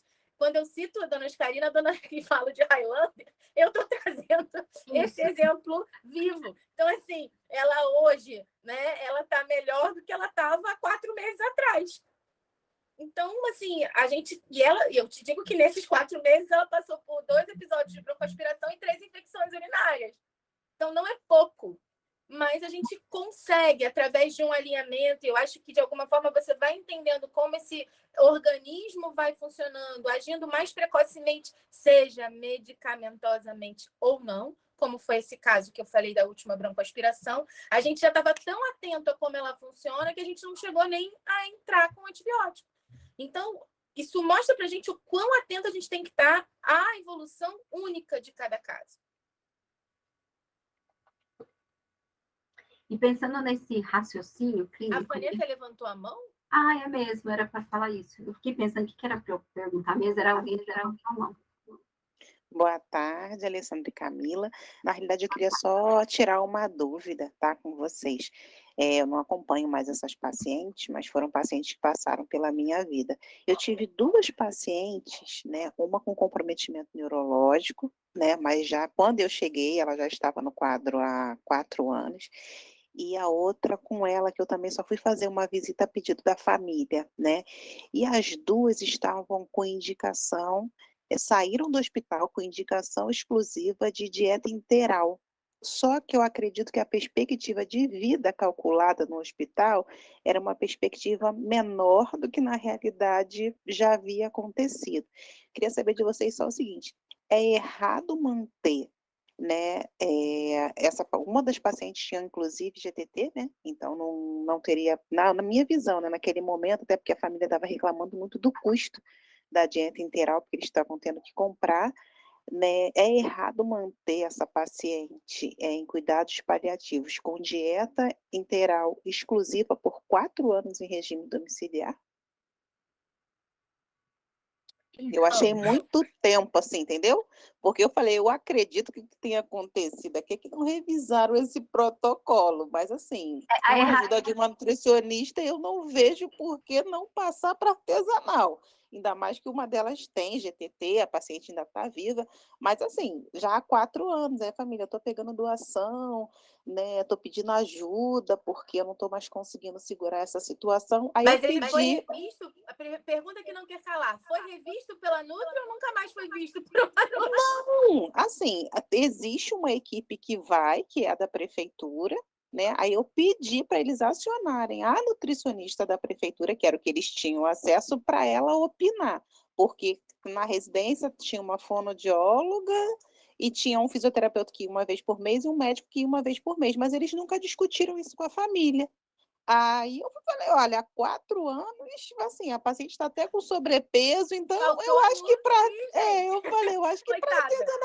não tinha nada demais, não. E a segunda, né, que já tem mais tempo que eu vi, essa provavelmente já foi a óbito, era uma paciente que estava assim, porque na realidade a família não autorizou a GTT, então ela ficou com a sonda naso, né? Só que também, assim, uma sonda naso há 4 anos, a sobrinha, na realidade, seu responsável era fono e não autorizou a GTT, mas eu também acredito que foi um erro de cálculo aí, de perspectiva com relação a óbito, que a paciente acabou durando mais tempo do que, né? E no final ela meio que não quis dar o braço a torcer. Mas assim, as duas com sobrepeso, então, né? Naso artesanal é difícil. Por isso que eu entendo dessa forma, mas a outra eu não vi muito sentido em manter isso. Eu queria saber de vocês assim, se existe algum caso que tenha essa indicação. Esse segundo caso que eu falei de GTT, inclusive, a paciente era ela. Aí, como você comentou alguma coisa aí eu falei, não vejo nada demais não, mas, né, só assim, para saber mesmo a opinião de vocês com essa relação a isso, paciente pela experiência.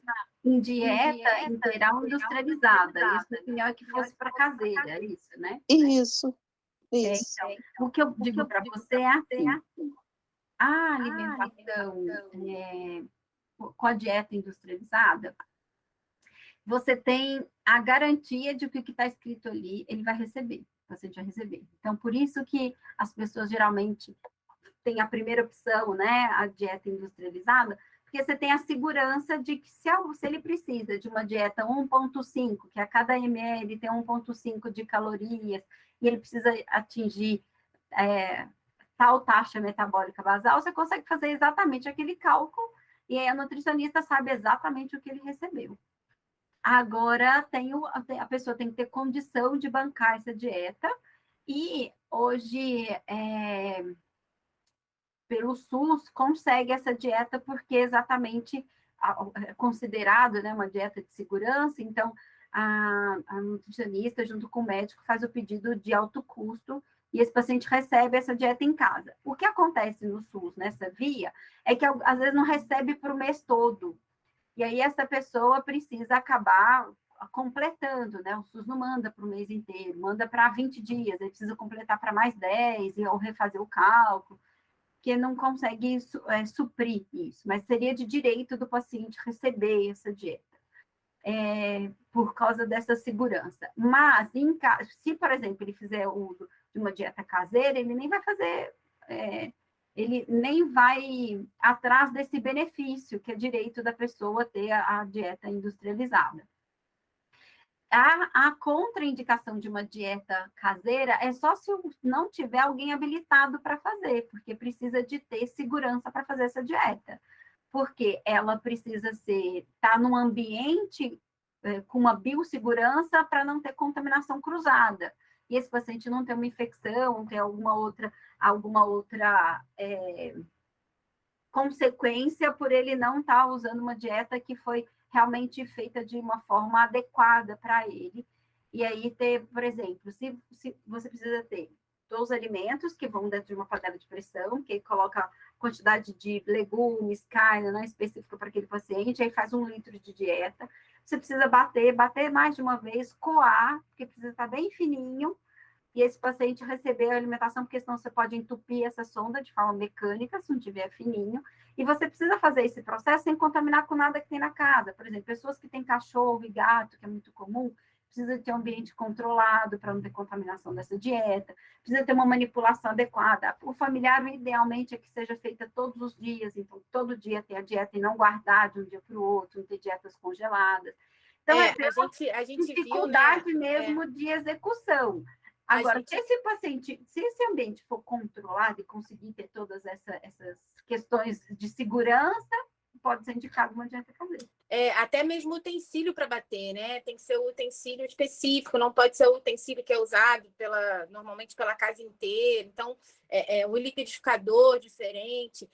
A gente teve na nossa live, uma das fonos trouxe a situação de uma paciente em que era mantida a dieta enteral, porque se fosse retirada a dieta enteral, era uma família de uma condição de social vulnerável, extremamente vulnerável, eles sabiam que esse paciente não ia ter como se alimentar se fosse retirada a prescrição da enteral. Então, a prescrição da enteral ela não era retirada somente por conta disso, né? Porque o SUS fornecia. Então, assim, muitas vezes a gente tem os extremos, numa situação em que você não teve essa modificação simplesmente pelo fato de que a nutricionista não voltou à evidência, e aí, com isso, não pôde fazer essa modificação, ou você tem casos em onde você está tentando, pelo menos, manter um princípio de dignidade, né, que é dar o acesso ao alimento.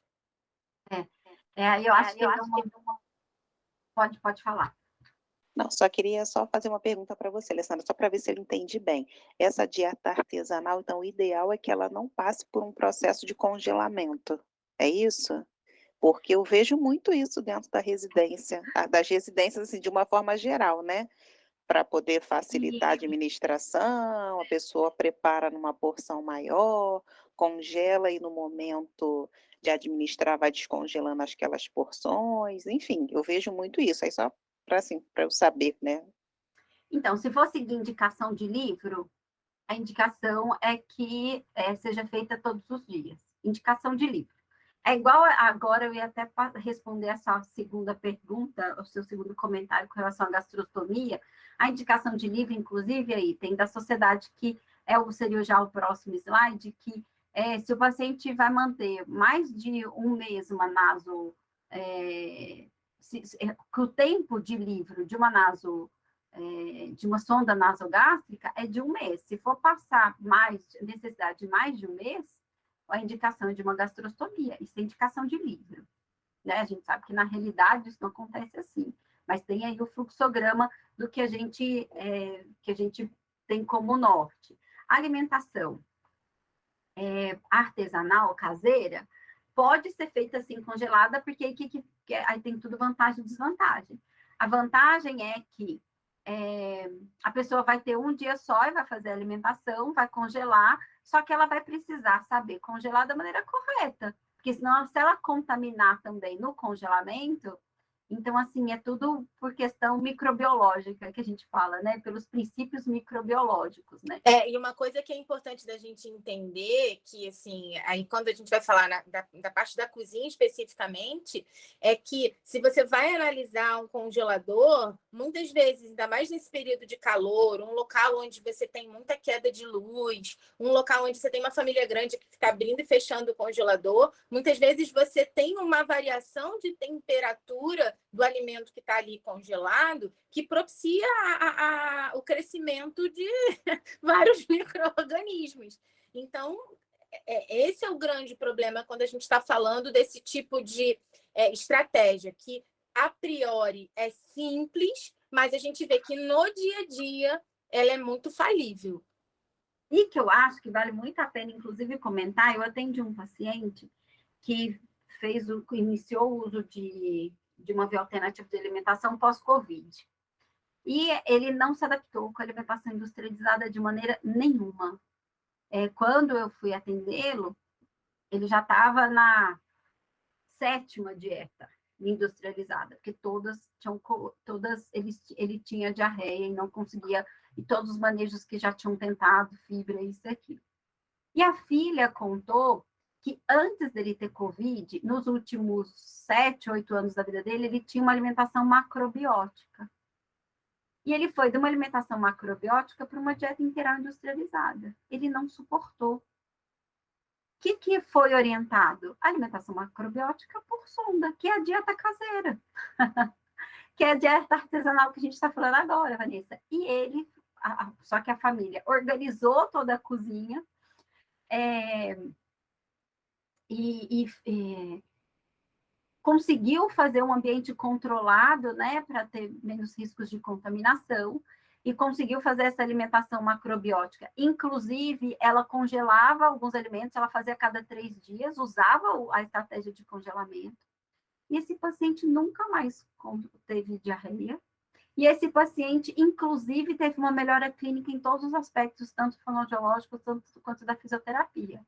Então, é conseguir, assim, tem inclusive as indicações, sim, esse paciente foi indicado. Se vocês ouvirem o podcast 40 da Palicast, a gente conta esse caso, que é o caso que eu e a doutora Claudiana atendemos. Então, assim, precisa, sim, ter esse olhar da gente também não ficar dependente dessa alimentação industrializada, porque sabe que o SUS às vezes não envia, mas é saber como fazer. O cuidado você tem que saber como fazer. Você tem que ter os cuidados igual ao aleitamento materno, né? Para quem doa leite materno, tem os procedimentos que tem que fazer, tem que colocar o leite materno num vidrinho que foi esterilizado. Então, assim, seguindo os princípios de segurança, ok, pode seguir a alimentação caseira que ele vai continuar sendo nutrido. Tá bom? Inclusive, tem esse caso desse paciente que melhorou muito a alimentação e a absorção depois que tirou a dieta industrializada. Indo aí no caminho, respondendo a sua outra questão, né, que aí a gente vai caminhando também com a aula, que é esse fluxograma, que tem alguns fluxogramas que mostram, né, o momento que faz essa avaliação da disfagia do risco nutricional, quando entra, quando não entra. Então, isso é um fluxograma de livro. O momento que é retirada a sonda, quando ele passa por um processo de reabilitação fonoaudiológica e reabilita a via oral e consegue voltar a se alimentar por boca, em que momento que tira essa sonda. Então, se ele comeu já 75% da ingestão via oral por 3 dias, e ele pode suspender, então, pode ser retirada a via alternativa de alimentação e manter a via oral com suplementação. Então, tem esses fluxogramas dos consensos que nos mostram mais ou menos os caminhos, né, que nós podemos seguir para a reabilitação paliativa. Lembrando sempre aí, esse artigo, inclusive, tem como uma base científica que nos mostra o quanto a alimentação, a vantagem de ter uma alimentação, inclusive, caseira e macrobiótica para esses pacientes. Por quê? Porque quando foi feita a introdução de uma alimentação via alternativa de alimentação integral industrializada, altera, sim, a mucosa, a nossa microbiota, tanto do intestino quanto oral. Teve uma alteração dessa microbiota. Então, não é porque o paciente está com uma dieta integral que a gente larga, né? Fala assim, agora tá tudo bem, ele não constipou, ele não fez diarreia, ele tá ótimo. Não, nós precisamos entender, inclusive, qual é a ação dessa alimentação. E aí, esse artigo é um artigo bem atual, que mostra a influência da microbiota, inclusive na alteração da microbiota de pacientes com a dieta industrializada, e justifica esse paciente que eu citei para vocês, que entrou com alimentação macrobiótica e que melhorou, né, toda a absorção e o trânsito gastrointestinal. Essa é uma campanha no fluxograma sobre a relação de fono e nutri. Deixa eu já ler, se for preciso, já volto. Abre o microfone, Mariana. Faz a pergunta. Você consegue? Eu vou até voltar no... Consigo. Está ouvindo? Vamos falar. Vamos ouvir. Não, no fluxograma sobre avaliação nutricional e fono, a reabilitação em mais de um mês já faz a gastrostomia, que está escrito gastronomia, gastrostomia.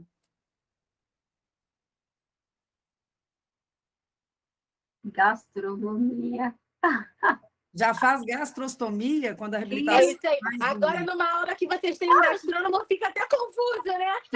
Não, é gastrostomia. Não, eu sei que não é gastronomia, eu só quis Obrigada, confirmar que Mariana, em um mês de prazo já faz a gastrostomia. Se a gente for seguir a indicação de livro, Uhum. o tempo, a sonda nasointeral é sempre uma sonda de transição, e é indicada se você, durante um mês, não consegue fazer a reabilitação. Na prática clínica, qual é a minha experiência? Entre 3 e 6 meses. O paciente, às vezes, fica... É comum, porque dependendo da doença, é difícil você conseguir em um mês fazer esse trabalho de reabilitação. O que é mais comum nos pacientes que eu atendo é, no máximo, 3 meses já conseguir definir. Mas eu já atendi pacientes que, por conta de indicação da gastrostomia, ter esse olhar um pouco mais, que a pessoa acha que é uma via permanente, e não, né, uma via definitiva, e não o olhar de que ela também pode ser transitória, demanda um pouco mais de trabalho com a família, né, de conversa, de como que ele vai lidar, porque vai ser uma medida mais invasiva, precisa fazer um procedimento cirúrgico que tem um risco, então acaba que até marcar, inclusive, para fazer a gastrostomia, o dia que o centro cirúrgico pode, se interna, se o plano vai, se não vai, acaba indo no máximo 6 meses.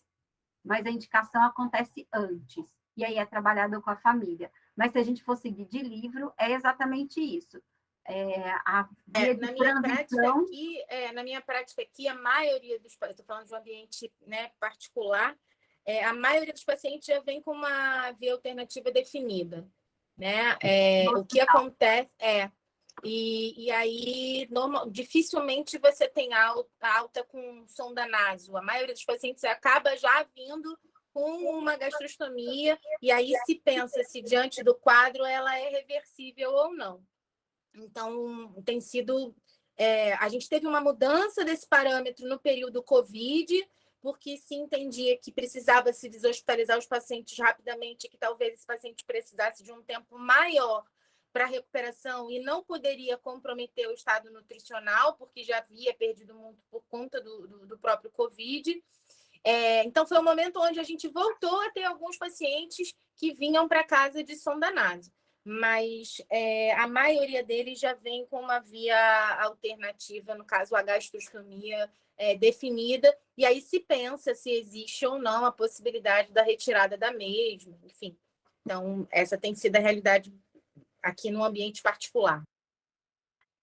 O que essa campanha aí desse novo slide nos traz é o paciente que retira a via alternativa de alimentação e tem indicação de ir para a via oral. Aqui a gente estava falando de paciente que tira a via alternativa de alimentação, a nasointeral, e vai para a gastrostomia. Mantém uma via alternativa de alimentação. Agora, os pacientes que têm indicação de retirada da via alternativa de alimentação, seja naso, seja gastro, dificilmente ele não vai precisar de um suplemento, e ele acaba ficando no limbo. Porque o ideal para a nutrição é que esse paciente seja indicado o suplemento. E aí é aquela questão social, que aí a pessoa precisa ter condição financeira de comprar o suplemento, e esse paciente tem grande risco, se não fizer uso de suplemento, de voltar para uma via alternativa de alimentação por condição nutricional mesmo. E aí essa campanha da Braskem é que o SUS também possa cobrir esse suporte nutricional dos pacientes que estão em fase de transição de via alternativa de alimentação para a via oral. Então, é bem importante que quem quer entrar nessa campanha e assinar e ajudar, que isso também seja um suporte para os nossos pacientes que são principalmente do SUS. Quando a gente diz da decisão, da modificação da dieta, né, que esses pacientes que vão para a via oral precisam, a estratégia mais usada é a modificação da dieta, a importância da gente conseguir olhar as vias cognitivas, né, como já foi falado anteriormente, se é necessário algum exame objetivo ou não, e desenvolver esse novo olhar centrado para as necessidades específicas desse paciente. Esse artigo, não sei se a Mila quer falar alguma coisa dele em específico, mas nos traz isso, né, olhar com um novo olhar. Não, é justamente essa questão de que o fonoaudiólogo entenda, né, que isso até foi o tema de uma... Acabou que não era o tema de uma mesa onde eu e a Lê estávamos num congresso, mas acabou virando praticamente o tema da mesa, que o fonoaudiólogo entenda que a adequação, a modificação de consistência, ela é mais uma estratégia que o fonoaudiólogo tem para garantir a segurança da deglutição, mas que ela, por si só, já pode gerar alguns malefícios. Então, que a gente entenda que a indicação de um espessante, a indicação de uma consistência mais restritiva, ela deve ser algo pontual. Obviamente, a gente vai ter casos em que a gente vai ter que trabalhar com aquele paciente mantendo essa consistência, né, por N motivos, e que a gente não vai ter a possibilidade nem da evolução da consistência, nem da retirada do espessante. Mas que o trabalho do fonoaudiólogo não é somente ficar naquele padrão de segurança da deglutição, porque isso não é o objetivo fonoaudiológico a alcançar. A gente tem que manter uma visão de que a gente tem que proporcionar condições funcionais a esse paciente. Então, dentro dessa funcionalidade que tem que estar sendo visado também a manutenção nutricional, no que diz respeito à alimentação e à hidratação, a gente precisa ter o olhar para estar percebendo que o quanto que a restrição de consistência pode viabilizar ou não que esse paciente esteja ficando inapetente. O quanto que o uso do espessante faz com que meu paciente acabe desidratando ou fazendo várias infecções urinárias de forma subsequente. Então, a gente tem que se responsabilizar por essa indicação, uma vez que a gente precisa entender que ela não é algo que não produza malefício. E que não é um momento condenatório, né? Que não seja uma condenação para esse paciente, essa via, né, alternativa. Porque é uma forma de alimentação artificial, né? Está falando aí de modificação de consistência, né? Esse artigo, ele especificamente, ele fala só da modificação de consistência. E que aí, então, no que a gente quer que vocês entendam, é isso, que se... com essa modificação de consistência, você consegue fazer essa mudança no ambiente dele, que ele coma bem, que a gente possa entender o passo antes, que é a indicação de uma via alternativa de alimentação não ser algo condenatório na vida dele, né? E pensar os significados da alimentação para a vida dele, né?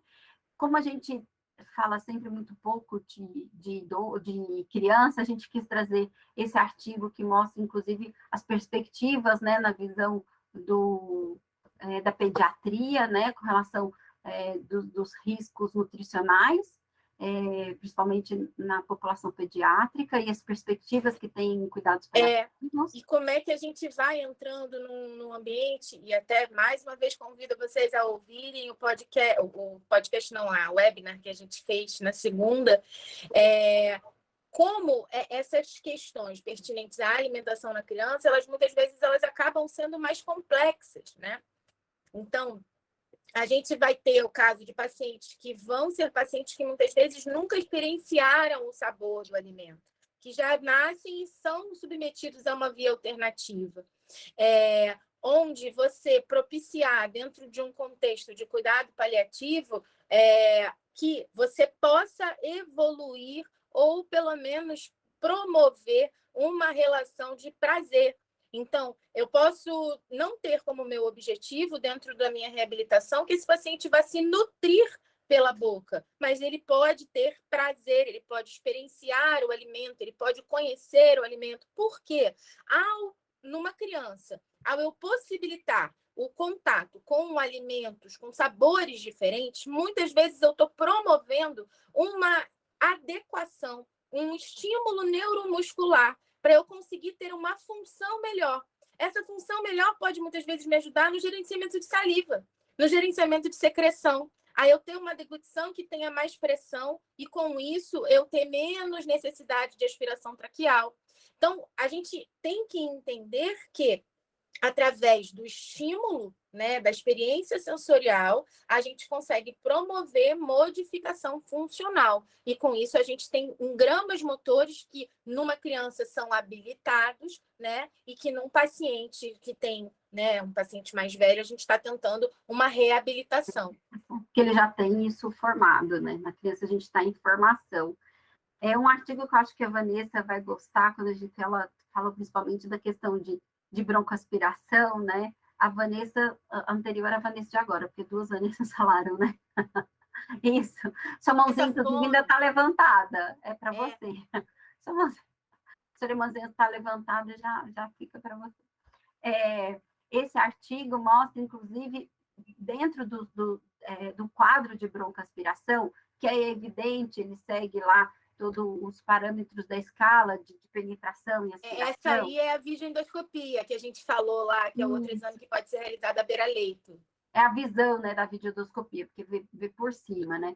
Então, se o alimento está acima de prega vocal, ele teve uma penetração abaixo de prega vocal, essa prega vocal, na hora que abrir esse líquido azulzinho, né, que é corado para conseguir fazer o contraste, ele vai ter uma aspiração. E aí tem diferentes graus, né? E aí tem a escala que pontua qual é o grau dessa penetração. E que mesmo isso ser algo muito importante como indicativo para uma indicação de uma terapia ou até a indicação de uma via alternativa de alimentação e norteador para planejamento terapêutico, a broncoaspiração está muito além disso. Esse é um quadrinho, Vanessa, que nos mostra exatamente isso, né? Onde está a broncoaspiração, né? Ela passa a não ser mais o centro das atenções, quando a gente pensa como que o condicionamento que esse paciente tem com relação à mobilidade, da higienização oral, como é a condição pulmonar desse paciente, se ele está fazendo uso de via alternativa de alimentação, né, ou não, e se ele está fazendo uso de ventilador, né? Essa frequência de como quando a gente tira do foco a broncoaspiração, a gente vê esse paciente como um risco muito menor para outras coisas.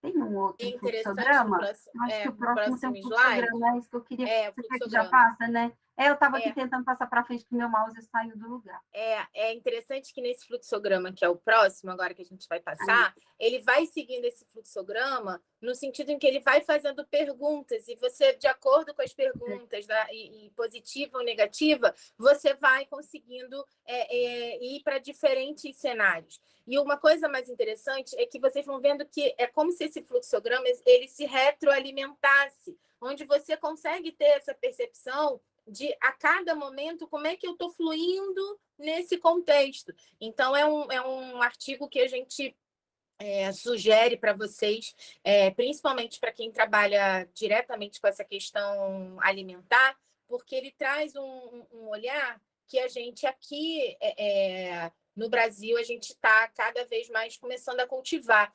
Voltando à escala, né, de Rosenbeck, quando a gente tem o grau de aspiração, eu já tive algumas situações onde uma otorrino, para que eu encaminhe o paciente, uma paciente minha com demência frontotemporal, então ela tinha uma questão com impulsividade, não era uma questão funcional, era uma questão cognitiva.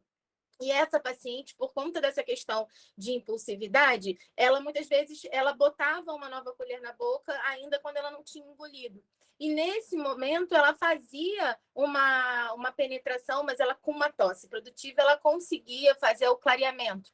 E aí a médica ficou assim: Camila, o que eu faço se eu disser que ela apresenta uma aspiração, ou que ela tem um risco, e se eu botar, dependendo da escala, isso vai ser um indicativo de gastrostomia, porque apesar dela ter evidenciado esse momento, eu não acho que ela precise de gastrostomia. Eu falei, não, pode ficar tranquilo, né? A interpretação do exame é só diante de uma queixa de uma tosse. E talvez isso tenha um valor para mostrar para a família que ela não pode comer sozinha, ela tem que comer com alguém ao lado, para não fazer com que o ritmo de alimentação dela seja um ritmo tão acelerado. Que se ela tiver tiver esse momento, né, relacionado à questão da organização cognitiva da alimentação, fazendo com que ela primeiro engula o que está na boca, para depois ser introduzida uma nova colher, ela vai conseguir não ter esses momentos onde a tosse e o risco de broncoaspiração acontece. Então, você vê a preocupação de um profissional que trabalha só com isso, no sentido de que se ele colocasse, ela falou, eu não tenho como colocar outra coisa na avaliação, porque é um exame objetivo. Mas isso não quer dizer que isso vai nortear uma indicação de uma via alternativa, né? E aí, falando, né, de traqueostomia, a gente tem a existência de vários tipos de dispositivos, né, de traqueostomia. A gente tem as válvulas de fala, que já são uma realidade, né, na maioria dos serviços. A gente tem serviços que têm a possibilidade de terem válvulas de fala no armário para poder testar como o paciente se adapta. Tem que não é tão frequente o uso da válvula de fala, mesmo na cânula metálica, tá?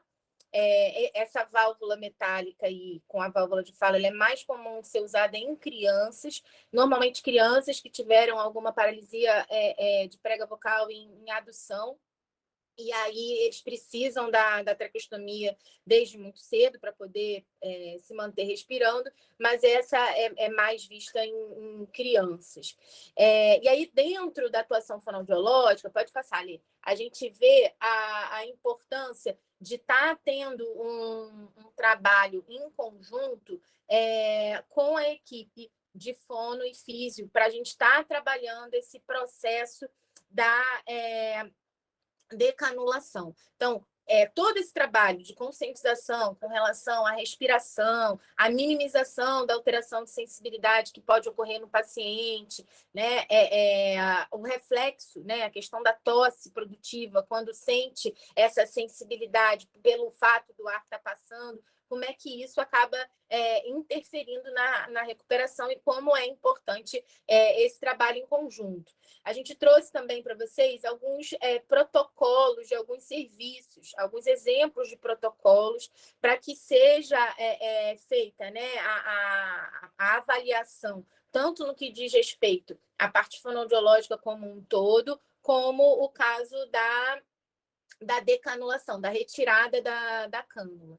Né? Então, a conclusão desse artigo, por exemplo, ela fala da importância, né, da equipe dentro desse contexto, o fator, né, como a estabilidade clínica e hemodinâmica sendo essencial para o sucesso. Eu estou com um paciente que ele é um pós-Covid, em que toda vez que a gente está começando a evoluir no que diz respeito a decanulação dele, que está sendo um processo muito difícil, ele tem algum episódio clínico que faz com que a gente retroceda, então uma necessidade de uma internação. Então, quando a gente está falando de um processo como esse, a estabilidade clínica acaba sendo primordial. No caso desse caso que eu estou falando para vocês, uma coisa que interfere muito negativamente é a presença de refluxo. Esse paciente já tinha um refluxo de difícil controle antes da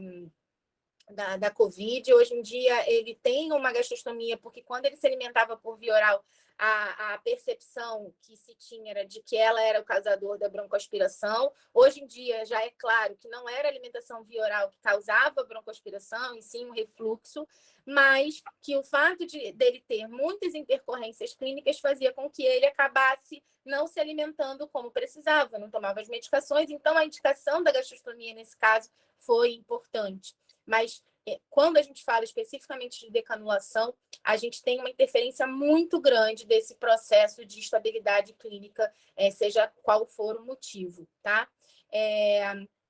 Dentro desse próximo artigo, a gente tem, pode passar o próximo ali, tem esse fluxograma, onde eles vão associando, né, qual é o momento de estar se fazendo teste, como a equipe interage nesse teste, quantas vezes, quanto tempo que você vai ficando com a cânula tamponada e quanto tempo você, uma vez ela permanecendo tamponada, é viável, né, a retirada ou não da cânula de traqueostomia. E aí a gente tem alguns vídeos de pacientes para vocês. Esse paciente, hoje em dia, ele mantém a gastrostomia porque ele não é um paciente que é estável clinicamente no que diz respeito ao cognitivo, mas ele foi decanulado em menos de um mês, após estar com cânula e se alimentando só por gastrostomia por mais de 5 meses.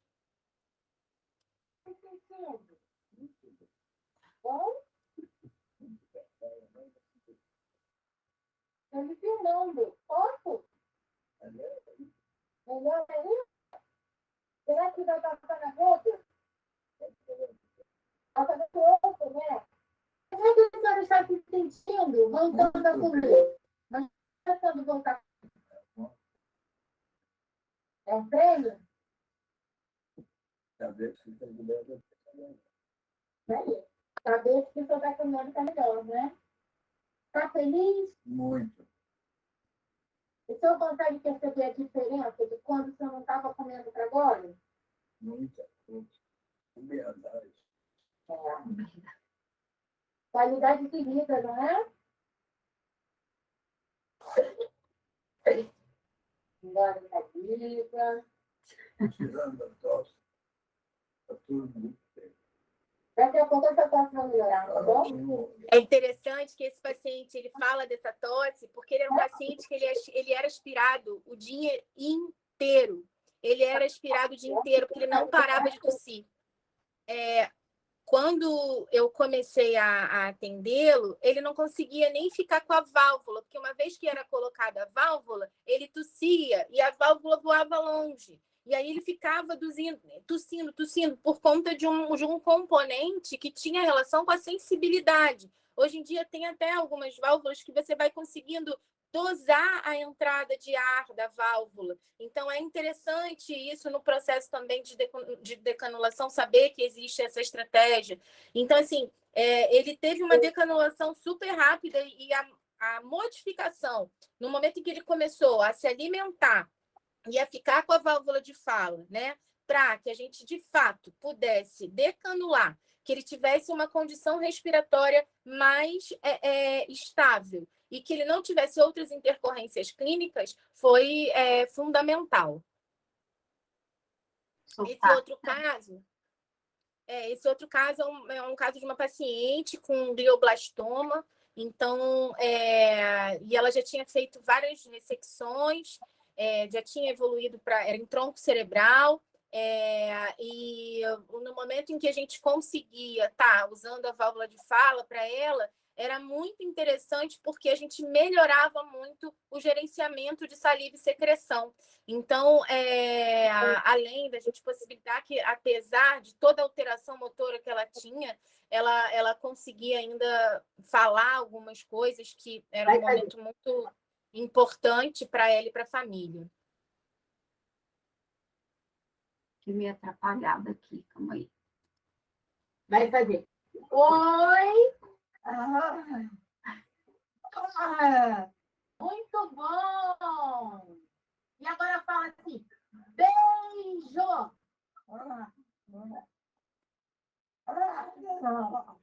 Muito bom. Então, ela foi um caso em que ficou muito evidente. Era uma paciente que ela não ia decanular, tá? Ela não tinha condições de decanular, porque ela precisava fazer a reexpansão. Então, por isso, ela precisava de uma válvula com cuff e circuito fechado. E no momento em que a gente foi usando a válvula de fala, a gente conseguiu melhorar essa questão da sensibilidade, com isso a deglutição de saliva, apesar de toda a inadequação motora que essa paciente tinha. Então, assim, o tumor dela era um tumor que ele foi expandindo de uma forma que ela foi começando a ter alteração de toda a arcada dentária por conta de invasão desse tumor. Então, além da questão da repercussão neurológica, onde a gente tinha paralisia, a gente também tinha essa questão estrutural que aconteceu por conta de invasão do tumor mesmo, e que foi um diferencial. Foi o período onde ela teve a melhor qualidade de vida, foi o período onde a gente trabalhava com a válvula de fala para melhorar o gerenciamento de saliva e secreção. É isso. chegamos no nosso horário de almoço. Se alguém tiver alguma questão, agora pela manhã, senão nós vamos seguir com os desafios nutricionais do disfágico à tarde e a listinha dos materiais, né? A gente vai tentar fazer um treinamento com vocês de alimentação assistida. Nós vamos fazer, né? Nós vamos tentar chegar ao objetivo de vocês sentirem como é uma alimentação assistida e as diferenças aí dos materiais que nós pedimos para vocês trazerem. Tudo bem?